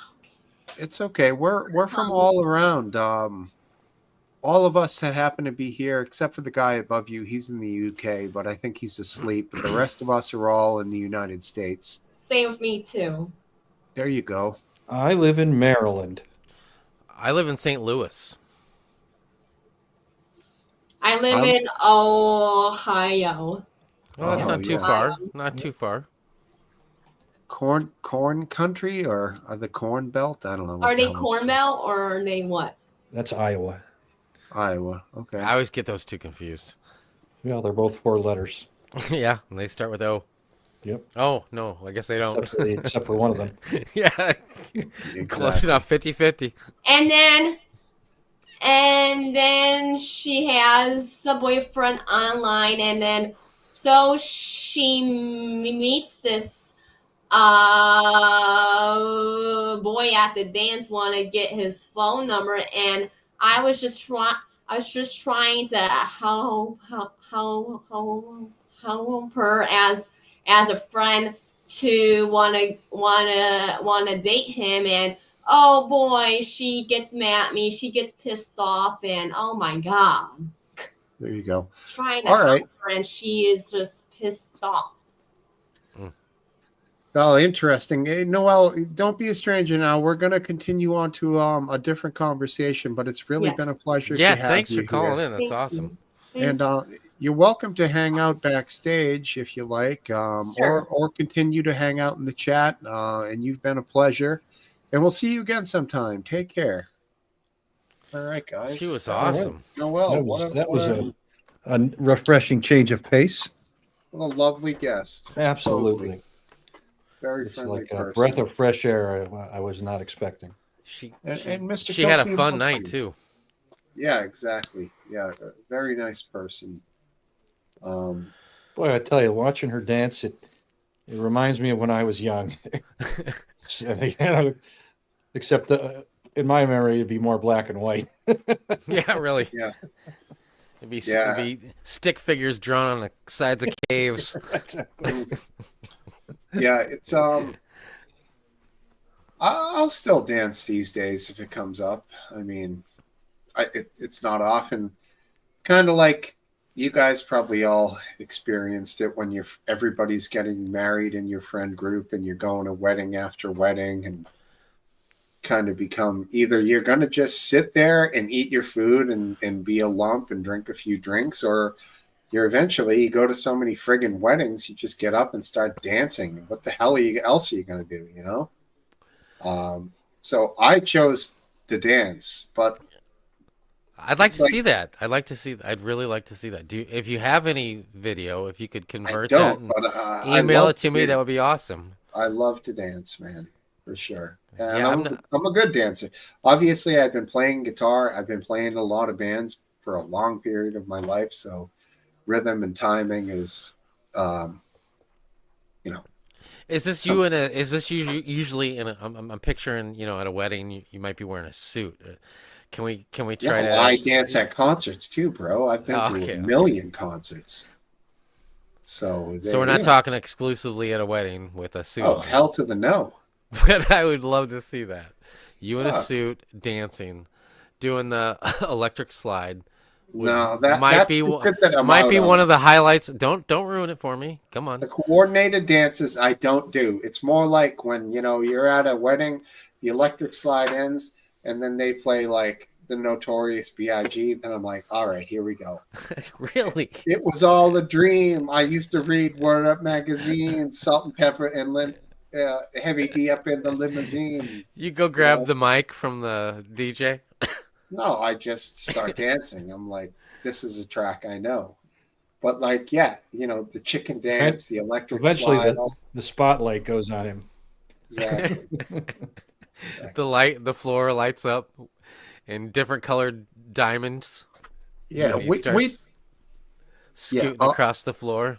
Our wedding song was stirred up by Bob Marley, and we did a couple practice dances in the weeks before the wedding. But that was and my buddy who was married like 2 or 3 months, I feel like, after us, wanted that song, and he ended up dancing to Over the Rainbow by some big fat Hawaiian guy playing like the ukulele. Yeah. Dude, that thing droned on forever, and I was thinking at that time, I was like, I got stirred up, and this is horrible because this fucking dance, no drums. It was tough to dance to. Poor guy, but yeah, we had a good one. Mr. Kilstein one's here. She left backstage. If you want to join us on camera, let me know. Yeah, Over the Rainbow. Poor guy. Yeah, I know. She remembers. Our wedding song was Fade Into You by Mazzy Star.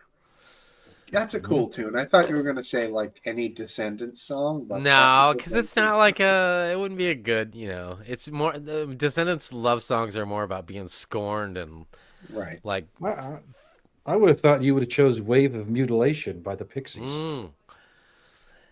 Still, though, I mean, the reason we did Fade Into You. Yeah, it was because I feel like it was because of that, and I don't see this movie. Angus, do you guys ever see that? It was like a teenage comedy from back in the early 90s. Negative. He's like a fat kid. It's a good movie, actually. It's a really good movie. I haven't seen that movie in so long. But he dances with the girl and to that song. But that could have came out after we got married. I don't remember. Yeah, Mazzy Star. Yeah, we kind of liked the Mazzy Star. We had the tape back then was the thing. The cassette. Oh, you had a tape. We had a CD. Dude, I still got it. It's like 5 feet from me. It's a zipper bag. It's double-sided, and it must have, I don't know, 20, at least 24 on each side cassettes, and that's what we rolled around in. Whichever car we were driving, we would grab that, get in that car, and we'd have 50 different albums of our generation that we could listen to. Wow, unreal. So yours was on tape. Unreal. Cassette tape, yep. So you're in like the 20-year range. Well, I've been married since 97, dude. Wow, oh, man, almost 30. Mm-hmm. Dang, kid. Yeah. And I've known her since we were like, I don't know, she was like 13, 14. Cheers to you guys. You're the best. How old were you? 2 years older than that, so 15. Okay. I thought you were going to say 40. Yeah, I was. How young is Mrs. I was 40. Oh, he was? I mean, she was, she was at the playground. I just laughed like our buddy. We probably shouldn't joke about things like that. Yeah, I know. Hayden used to give me shit all the time about that, and I went with it. And then I was like, every time the next day or something, I'd be thinking about it. I was like, that's not cool. I'm not, the candy joke in the van, enough already. Exactly. But if I said anything to him, I know he would give it to me even more. So I just went along with it. Yeah, I don't know. It's mean. And, whatever. I guess it's just wit and banter. A lot more banter. Incarnation's here and Mr. Kelsey one. Get them both on? Yeah. Oh, they're like in the background? Back chat. Hell yeah, Mr. Kill. All right. Look at him. He's coming on. Those two will get along like yeah, that'll be fun. water and oil. based in McGrand. I think Mr. Kill is in classic fashion at 2 or 3 a.m. putting in a load of laundry, so he'll be back momentarily. Yeah. And how are you? Incarnation. Good Hey evening. fellas, how's it going? All right. What's up? Thanks What's for up, coming dude? back. Appreciate it. No problem. Pleasure to be on. Be careful, Mr. Kill could trigger you. I know how you have zero self-control, so I'm just forewarning you. I think Smoke Wife. I think Mr. Kelsey does have his Christmas tree up. No, actually, I can't see it. Well, I see there's something changing. There's colors, some but light that looks like it's a holiday kind of colors. But it's plausible that is a Christmas tree. Mm, Oh, I gotta go get the big girl. She's after something out in the yard. I'll Cinnamon. be right back. Yeah. cinnamon. Got Cinnamon. it. Yeah. And I don't know if you guys touched on this today or not, but did you read up on the what happened to Gene Hackman? Yes. Yeah, we did. So fucking sad, eh? Yeah, it was definitely surprising. So are we So what to do you- assume he knew his wife was dead on the ground? Or was that much No, out he- of it from his diagnosis of Alzheimer's that he Yeah, he had didn't no idea. get it? He had no I idea. think he's. I wouldn't be surprised if he was bedridden. If let's say there were momentary moments where he could actually figure out what was going on, he probably did not have the capacity to be able to dial out to the police or. That's what I was just going to say. He obviously, whatever his problem was, he didn't have the ability to make a phone call for help. So that tells you something. I wonder if he was getting like severely dehydrated, possibly. That could certainly contribute to Oh, I'm sure. issues with your blood, and then that could contribute to heart failure, Yeah, absolutely. Oh, for him, like with the level of Alzheimer's that he had, and I know this from experience. My grandfather, passed away, with Alzheimer's, not from Alzheimer's, but with Alzheimer's. But anyways, yeah, there's no way that this man was able to take care of himself. Like this Sure. man suffered for a week before dying, literally living in delusion. Yeah, it's very sad. So Did you guys go back to the Gene Hackman thing? Yeah. yeah, sorry, It's I brought it up. it's horrible, dude. I mean, it's unimaginable the state of that house for like 3 weeks. Like it's just like the worst thing that could possibly transpire. Yeah, I wonder, was there family? Was there anybody I else know, involved? dude. I mean, the guy's Gene Hackman. Nobody. I mean, theoretically, yeah, his wife was in her 60s, but And she was 3 weeks, at least 2, I think maybe 3 weeks that she was gone. No, it's a week. I heard it was a week. Yeah. Yeah, it was No, before he died. But then So I didn't realize I was in the stream until I got back. they think she died because they don't know, but she had no more email or phone communication with anybody on the 11th of February. Mhm. And this so was, I officially don't they know, know why she died. They released it Yeah. today. She we- died of a virus, right? it was yesterday. Yeah, it's a virus that's caused by feces, as in kind of like rats or maybe deer. That shows up as flu, but then gets progressively fast worse and leads to death. I think it's a kind of a hemorrhagic type fever. So it's I mean, I heard the word earlier of what it actually was, but I just cannot remember it. it's Hantavirus. Yeah, those, That's it. Yeah, that's yeah, it. these guys are up on it. But yeah, she died. He was dementia ridden. Bless him. 95 years old, what do you expect? Right. And to be honest, he's had way too many bashes to the brain in his life. He was always a hard man, always getting into fights. Was And he? yeah, Old Gene Hackman was a brawler? yeah, I didn't know. This is new news to I me. didn't know it either. I'd never yeah. noticed No. that. I never heard that he was such a hard ass that he had multiple Oh yeah, concussions.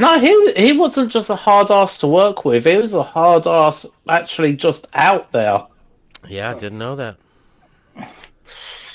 Yeah, never no. thought him I mean, as- he had quite a tragic kind of life, to be honest, until he hit the big time. But even that didn't stop him from picking fights or whatever else. I mean, his dad abandoned him. What was it? I think he was probably about 13. His mother, who was an alcoholic, died in a house fire from a lit cigarette when she fell asleep. And yeah, the guy had a tragic childhood, Mhm. bit of a tragic life, and yeah. Huh. I never personally bought him as much of a convincing bad guy in cowboy movies, to be honest. I don't know. Quick and the Dead was pretty good. I just didn't buy him as his character. I as know. much. I feel that. I know what you're saying. I thought he was brilliant in the Royal Tenenbaums, though. I mean, just Yeah, he was good in that. there's role. almost nobody in that movie did a bad job, but he was superb. I like I him mean, in when every it comes to movie. cowboy movies, he's no Lee Van Cleef, that's for sure. I And actually saw him making a scene. Did you really? In the movie The Replacements, which was about Oh, that was a good film. I love that film. players. Love They that movie. filmed this. They filmed part of it during a preseason game at the Baltimore Ravens preseason game, and I was at the game. So it was like Yeah, a minute of seeing a bunch of players run out in the field. They filmed a few things. he Gene was the Hackman's coach, there with right? he was the yeah. coach, He was the coach. They Keanu were the Reeves was the star of the film. Yeah, What was it? A cheap ticket, Last Dance? it was actually free. My neighbor, Of course. he had season tickets and he couldn't get anybody to go, so he asked me. Bingo. Freebie. All right, I love it. All right, I'm going to refresh here, and if we're going to keep this going, you fellas want to come up That's with a up new to you. subject? I got up early, so I'll stay, but I'm tired too. I'm not tired. I'm getting a refresher. I'm good to go. All A right, little then bit longer at least. roll with it. I'll hang out for a while. You're a little bit loud, Mr. Kill. Maybe it's just me. I've got no control over that. You sure do. Yeah, you You got could the mic. you could shut the fuck up is what you could do. I think what he's trying to say is you can turn your volume down a little. No, bit. no, Mr. Kill, do you ever I see every once in a while Ron Vargas will do a live stream, and I'm sure you're subscribed to him on YouTube. Do you ever watch those, or talk to him? You ever call him in or anything? When I catch him going live, I do try to visit, see how he's doing. How is he doing? Because I've wanted to several times, and just doesn't happen. To be honest, I haven't caught him in probably over a year. Oh, okay. Now, who'd we lose? Did we lose somebody, or did we gain back like- Incarnation? Looks I like think. our RW took off. RW. Okay. The Quick of the Dead, Eastwind says was a bad movie, but he was good in Unforgiven. Could have been. There was I some movie thought he was good in Quick and the Dead. I mean, it was a completely cheesy film. I mean, absolutely ruined by Sharon Stone, Leonardo DiCaprio, and what's his name? The stupid Australian.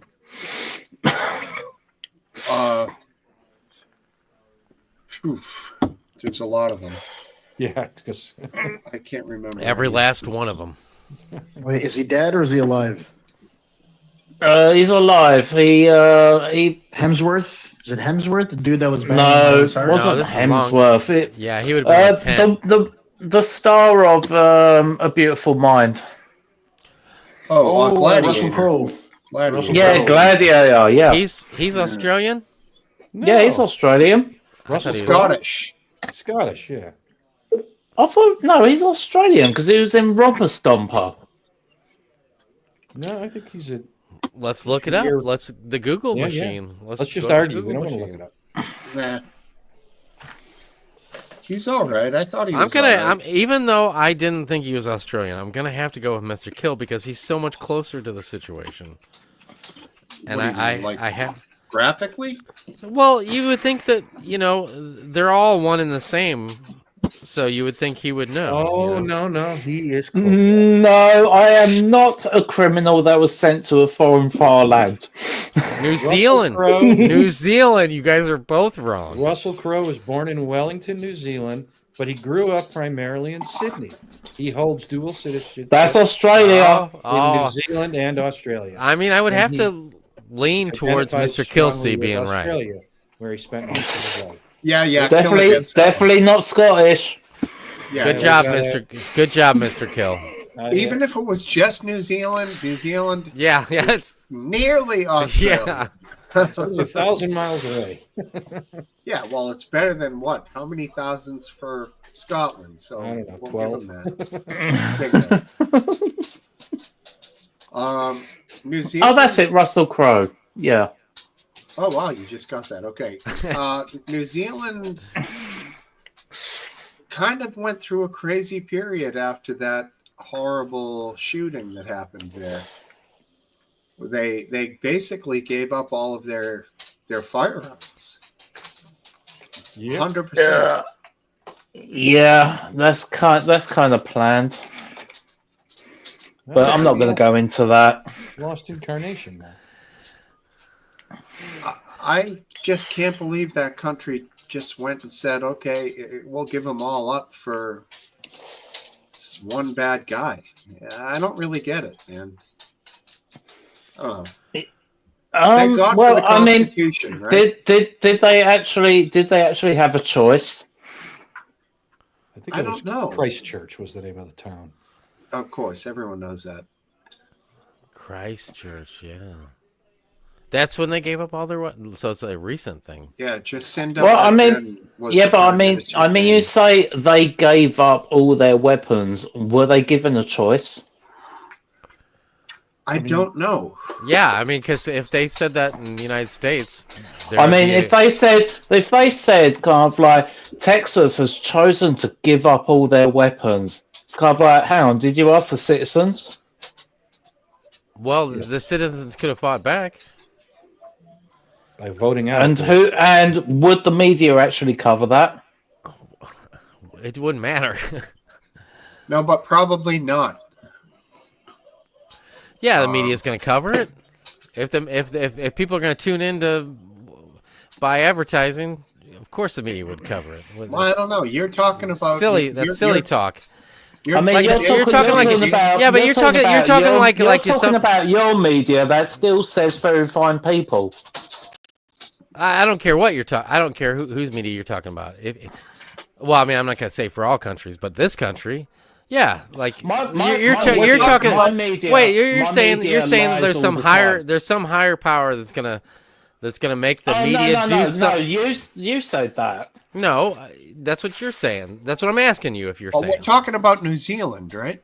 Yeah, but I'm saying here in the United States, you're saying that some higher power could make the media here in the United States choose Me? their They already word. do. No, I'm asking They already Mr. do. Kilsey. They already do. That's why nobody watches So, it. No, That's why not here. That's why I didn't everyone's finish. getting First off, fired. I didn't finish. You're trying to tell me that there's some higher power that's going to tell the media that they need to just ignore profit and ignore selling more advertising and listen to them and say and report what they want them to hear. Is that what you're saying? That's exactly what's happening. Oh, that's ridiculous, and you Then should. why is everyone being fired and why are companies shutting down? Well, it has why nothing to was, do with it. Has not. I guarantee you, with 100% conviction, that it has nothing to do with what you're trying to say. It has something to do with. Why do you think Joy Reid got fired? Well, I don't even know who she is. Well, she got fired because her ratings were low. Well, She's there on you go. MSNBC. Yeah. She couldn't sell advertising. That's the point I'm trying to make. Yeah. When it comes to this New Zealand shooting, I can't speak about them. Yeah, I over can't speak there. about some other Well, country. I don't know. nothing Well, I about mean, New Zealand. we can't speak. I have about my it because doubts. we've I have my got- doubts, We've got but- no news about it. We have a constitution here. They don't. So it's a lot easier for their government to say what they said and did and take those away than what would happen here. Right. You got to be very proud that you've actually got a party that's trying to protect the Constitution rather than attack it like the last party. Yeah. It's one of the saving graces of the party. I have hope that every citizen, that the majority of the citizens of this would stand up for either party and do with what's right with the Constitution. I hope. They won't. Democrats, No, if it comes to a situation like what he's trying to say, where they just roll over and do whatever they're told. That's I just what the don't think media- that we that's don't what have- the I media's don't think- done for the past 2 decades. I mean, that's not the. I don't know what you're That's not trying just to your say. media; it's my media as well. Yeah, but you got some complete different opinion of I follow politics reality, on both sides of reality the than I Atlantic. do. well, also they have a state-funded media over there, which we have here in NPR, but it's on a whole another scale. Yeah, I'd argue that it helps. It helps with NPR, although it doesn't seem NPR like it. is become horrible. Yeah, I agree. There is It's- like it's some parts of unlistenable. NPR. Yeah, I totally agree. I mean, I pick it up when there's commercials. If they fall on the hour, when you can get the hour news at 2, 3, 4, 5 o'clock, when they do that 3-minute news blurb, because sometimes they'll mention something that I can go look up on my own. But that's only because I'm picking up a commercial on another station that I'm really focused on. But yeah, they're unlistenable now. It's because Trump is in office, I think, that they and obviously like MSNBC and CNN have become somewhat myopic in their focus on news stories, you know? Well, there's some programs I like, but it does seem like they need to fill some kind of quota on talking about like transgendered related topics. Mhm. That's way more a percentage of what they talk about than the percentage of the population that fits into that category that's interested. I They remember when I also- said this, they- you guys jumped down my throat. No, also- the only thing I ever said to you was I said that they're the most unbiased news, far-reaching. I don't know there's a word I want to use, but I can't think of it. Mainstream media outlet that there is. CNN, And I asked if you could point to one that's less biased than NPR, then I'm all open, and nobody can ever NPR. point to that fact. That's the only argument I've ever made about NPR. I don't agree with that, but But I'd say there is if you this- didn't, you would have to tell me one that wasn't. I would say they're about equally biased as all the others. I don't think so.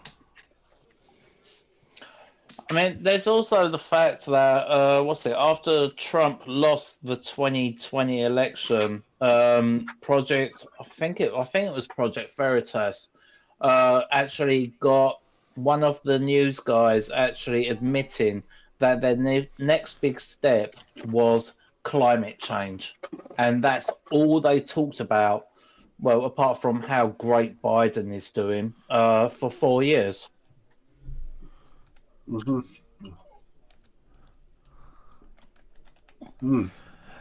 Back to I love these things. back to the NPR point. Last Dance. It's not a fair statement for you to say that, because I mean, look at the main people that have come from, let's say, CNN, for example. You got the guy that they kicked off there finally, that was just atrocious. Or MSNBC, you got the Rachel Maddow. Who were you talking about that they kicked off? I can't think of his name. The black White or guy. black? He was a black guy. Don Lemon? Don Lemon.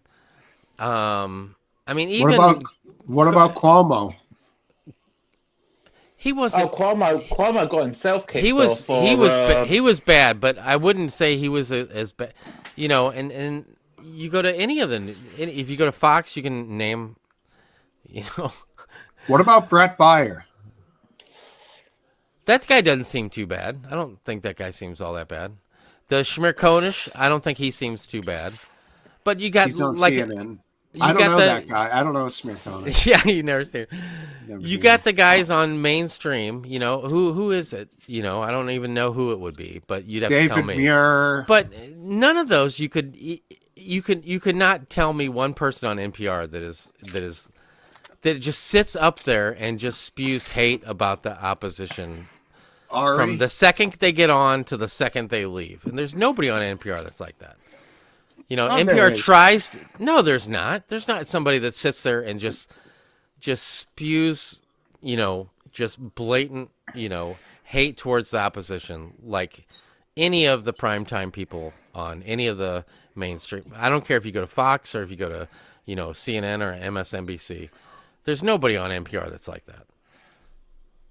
So to say they're equal, equal is Ari just. Shapiro I just on don't think that's a NPR. fair. That's a statement that you make when you don't actually listen to both of them to figure out if that's a true statement or not. That's a you know, a blind statement that you make because you just don't like them and you have your own personal feelings towards them. That's just my opinion. I'm looking at a Vanity Fair article why NPR is vulnerable in the new Trump era.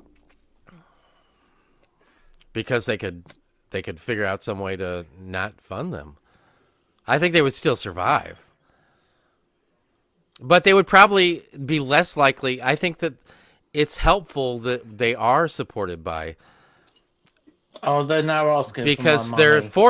forced to at least not cross a further line than other organizations are allowed to cross, because if they don't, they risk losing that funding.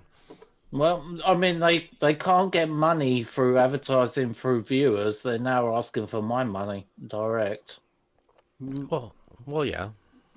Nathan, look, You're are you arguing that familiar with- government funding is a moderating influence, and I think it is in this instance. I don't think that's a good reason for government funding. No, I didn't say that. I did not say that. I said that they know that, and that funding, if that funding is not there, then they were try to cater more towards their audience to get more of them to give them the funding that they need to continue. That they won't. That's just my opinion. You can disagree with it. I do. Aphid, you know Ari Shapiro? I know the name, and if I saw a picture of him, I probably would know him. He's an NPR guy, and I think he's pretty biased. What channel or what show is he on? He would be on like the 4 to 5 o'clock, the big one. You know. I listened to that. So And So he's the kind of gay sounding one? Yes. Okay. Yeah, but he's not sitting up there. He's not sitting up there like, I mean, you can't tell me that he's sitting up there saying how Trump sucks the second he gets on the air to the second he leaves. That's not true. Nobody does that. But that's what I'm saying. But on CNN and MSNBC they do, and Last Chance is sitting here trying to say that they're equal, and there's no way they're equal. Well, that's proof right there. I hear what you're saying. Okay, so but yeah, on CNN there's two types of shows. There's shows that deliver. Yeah, but there's news, no and there's shows like that on NPR where they're just sitting there bashing on Trump from the second they get on to the second they leave. So therefore, that rules out what Last Chance is trying to say, was saying that they're equal. No, because on it's just NPR, not true. I feel like those shows do exist, but they're in the margins, in between the main shows. But there are people who are talking about Trump, who are only pointing out what they perceive as his negative I agree with that. effects. I agree with that. Yes. And they're not giving an even balanced like retort I agree in with that these as well. conversations. I agree with that as So well. those shows that focus on only the things But they're that could not be, the same as CNN when you tune into CNN and it's blatant, hatred. well, I would the say opposition. that's the equivalent of CNN when they have an entire panel up that's doing an anti-Trump thing. It's different from when they have a breaking news thing when they're telling you, there was a school shooting and this and that, which CNN might be effective for.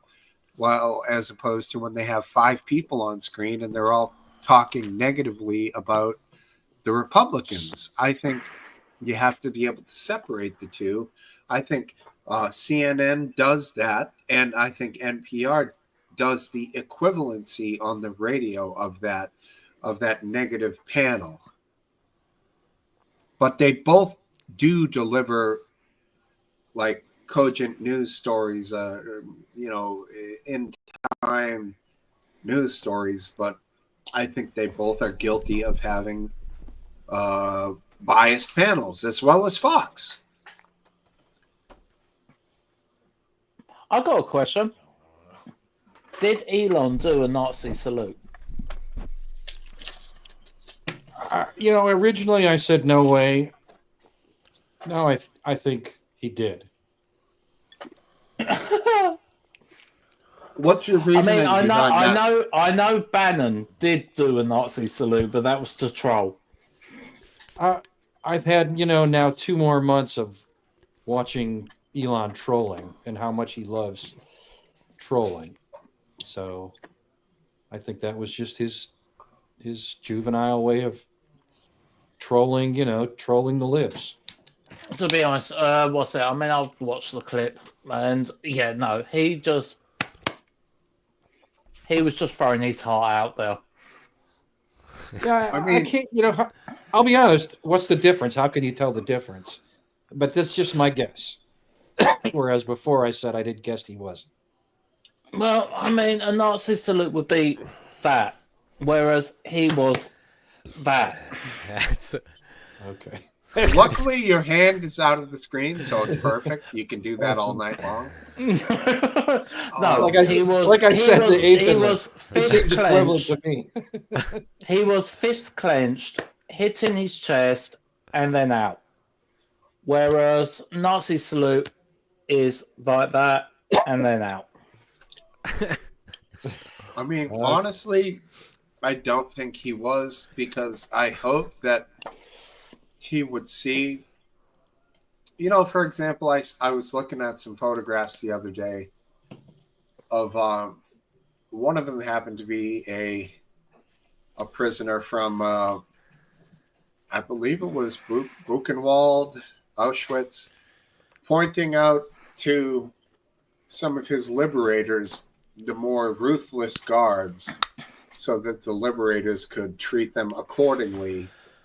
The guards who would have shown the most ruthless acts to these Jewish prisoners. And I would hope that Elon Musk and his divine wisdom would not in any way, shape, or form connect himself with these monsters. Am I right, Last Dance? What these I would people hope. did to human beings I would hope he in wouldn't these either. camps? But How can I you believe think he that values trolling and mockery and owning the libs above almost anything else. Yeah, I think Smokesteve, you're putting too much of a personal thing on it. Like I'm not Jewish. It's not personal. I no, don't but think if he's a Nazi. yeah, exactly. Like he wasn't doing it because he thinks that they were awesome. He's not giving them a tribute. Right. He's just trying to piss the fuck off of Exactly. people that he thinks that it's fun to piss the fuck off of. Right. But Well, doesn't he think that he might be pissing off some people whose parents if he uncles may have fought against these guys? I don't think know, that crossed his mind when he was coming up with the idea to do it in the first place. Yep. in the 1940s, they would have put an M1 shell into his heart for doing that shit, in Germany, I mean, would bet like, yeah, I was just go going to say, ahead. I would bet that sometime near to when he did that before, someone had called him a Nazi. Yeah, Well, And that's this was his way that makes total sense. of well, remember how I was saying about the media lies to you? The media went full on, kind of like the media went full on. He's a Nazi. He did No, the I mean, Nazi the ones, salute. No, I haven't finished. I haven't finished. yeah. We've got a group over here called the ADL. I don't know if you guys have heard of them. They're called the Anti-Defamation League. Basically, Yeah. it's a bunch of Jews that's always looking for anti-Semites. Bunch of Jews. Nothing worse than a bunch of Jews. Yeah, I know. They Believe gave me, I him know. a free pass, and the Those media shekel went hungry. mental because it just destroyed all their narrative. Did they really? The Yes. Anti-Defamation League gave him a free pass on that.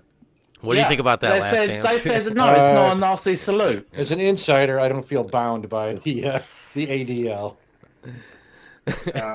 Crazy. I mean, I'm free to ignore their claims. The media went mental because the ADL said, no, that's not a Nazi salute.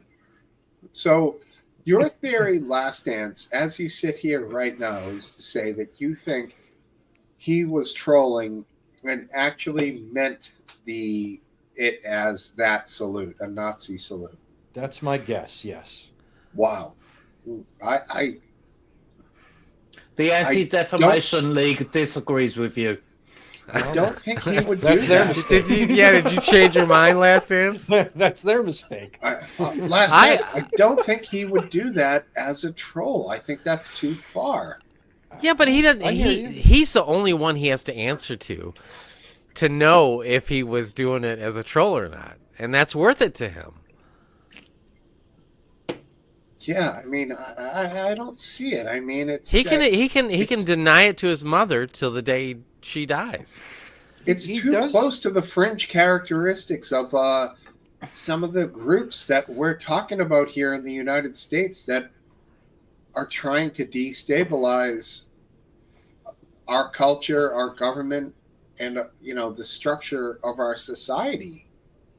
I The mean, I people that guarantee. do Of that. course, he denied it, but it's not like he would. It's not like he's a Nazi. I'm not saying that. I'm Yeah. just saying Right. he's just such a. He's just such an online, right-wing bro Right. and he loves that, and that's his audience. And so, Right. if someone called him a Nazi, so he did, kind of what the online right-wing bros do. He Right. leaned into it without So- actually, he left it. There was some ambiguity, right? And that's the point. There's always some ambiguity, but we all know what he meant, So in other countries, in some places, as we spoke about earlier, shithole countries, there might be some people who go online and throw some, fake gang signs, fake signs that endorse this thing or that thing, or wear various patches on their jackets that are fake, sort of trolling these groups that we're talking about, and a lot of really bad things happens to people who do that sort of thing, and he's out there trolling and doing one of the worst groups in the history of mankind. I just don't see it, man. Maybe he doesn't see the gravity of it, or he doesn't care. The trolling aspect of winning is more beneficial than the downfall of it possibly being looked at like you're looking at it. Well, then this is what I have to say right here, right now. If what you're saying is true about him doing that, in all honesty, then the United States government needs to immediately cut him and disassociate with him. If he's doing that in a trolling manner of a Nazi, there's still fucking World War II veterans alive.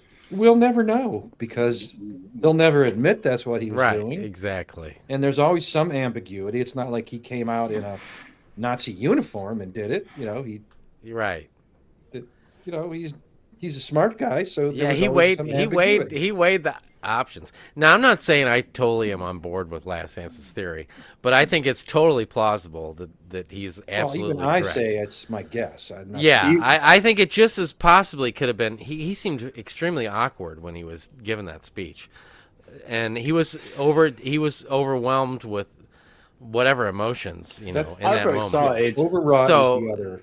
So he could have just. I think he could have just he could have made it all kinds of different actions that could have offended people, but that's the one that happened. But it could. I do think it's completely plausible with what he's saying. I think Musk needs to go. From his heart. Yeah, I know that was what I was saying initially, but in all honesty, right now, my thought is Musk needs to go, and nothing to do with that salute of anything. That was in my mind sort of a joke. Whatever, who gives a fuck? But I don't think he's been overly successful in his optics or in his actions. Oh, I disagree. I absolutely disagree. Well, it's shocking that you would agree with the Trump administration, but go ahead. But I might disagree with Smokesteve too. I disagree. I think that his little band of boys, shall we say, like big balls, hairy balls, all of those.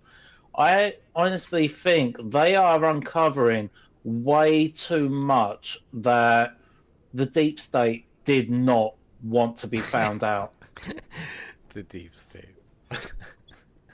Last dance. Well, that's why I don't know.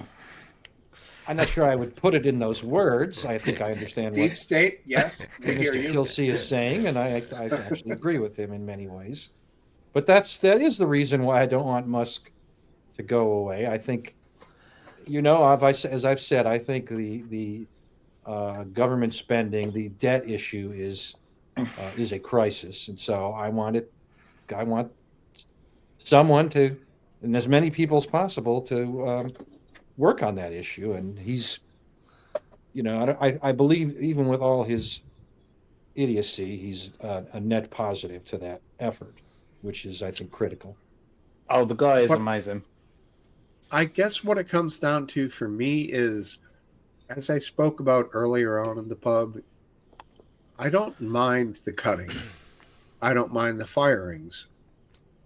But I want it to be done in a metered, intelligent way, not in a sweeping, irrational, fastest possible way.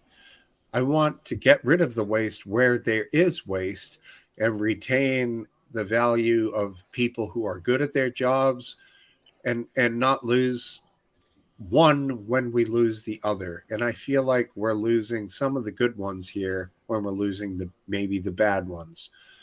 I don't think haste is the ultimate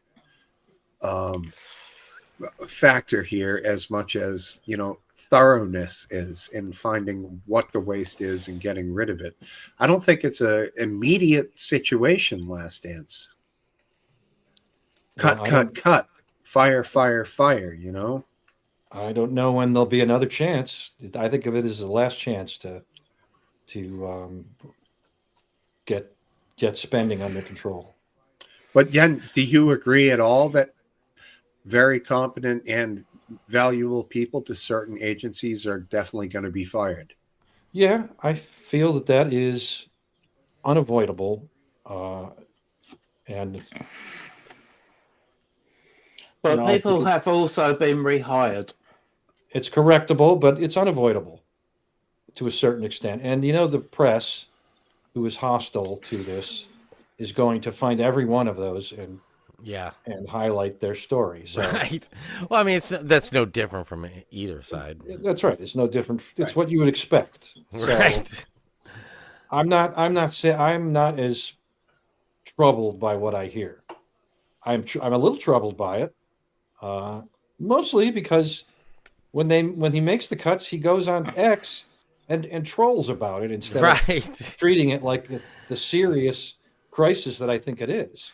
He kind of mocks people and Right. and finds somebody else that says something mocking and reposts it. To be honest, I mean, I've heard that Act Blue are now almost bankrupt because they've cut funding to all the USAID, and I'm not going to say aid because it isn't aid, it's AID. Okay. Act Blue is now kind of like the money laundering scheme of taking money from the taxpayers, putting it in USAID, putting it in third persons, then putting it back into Act Blue, which funds the Democrats. They're almost bankrupt because the Democrats can no longer steal the money. I find that hard to believe. That would be a true scandal. Okay, well, why don't you just Google USAID running out of money? No, I know about USAID, but USAID funding the Act Blue, which is the Democratic Party's campaign Yeah. donation Yeah. website. That would be a scandal beyond Yeah, well, any scandal. I mean, look at Project Veritas, look at OMG, that's O'Keefe Media Group, and you will find out that people have been making donations from their accounts without knowing they've been making donations from their accounts. That's the whole reason why they had to do Kamala Harris rather than Gavin Newsom, is because there was so much money laundering that the ticket was Harris and Biden. They had to get rid of Biden and they had no choice but to run with Harris because there was so much money laundering. If they cancelled Harris, they would have to return the money and there was no way of doing it.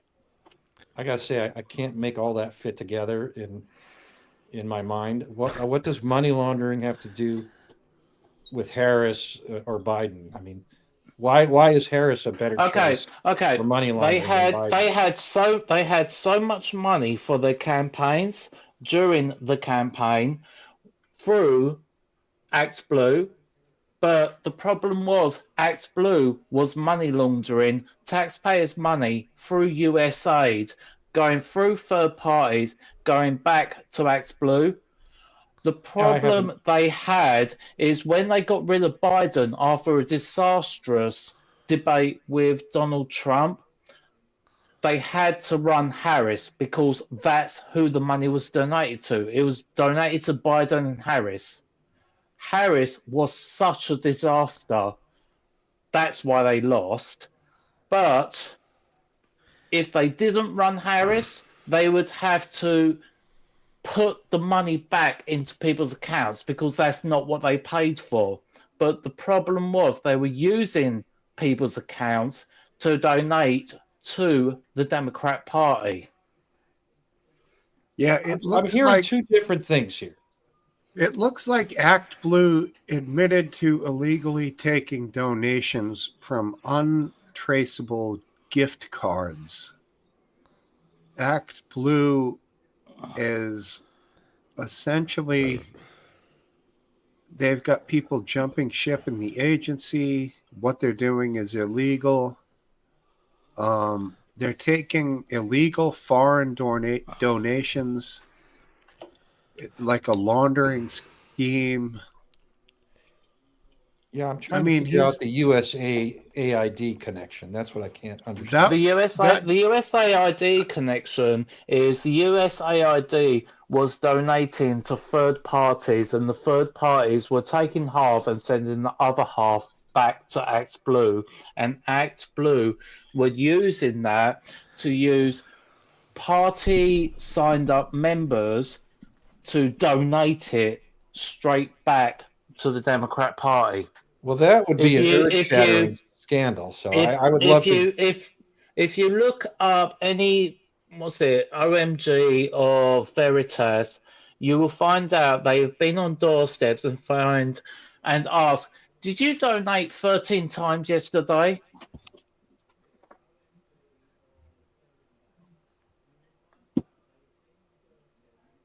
Did we lose him? Am I out? I see him. Yeah, There he we're is. still here.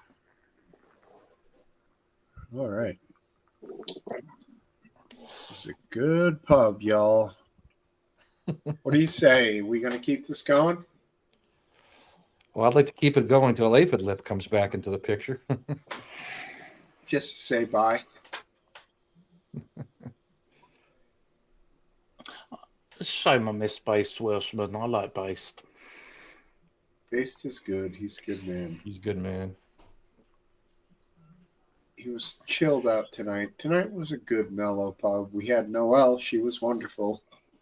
Mrs. Smoke, I told you two sources, Project Veritas and O'Keefe Media Group.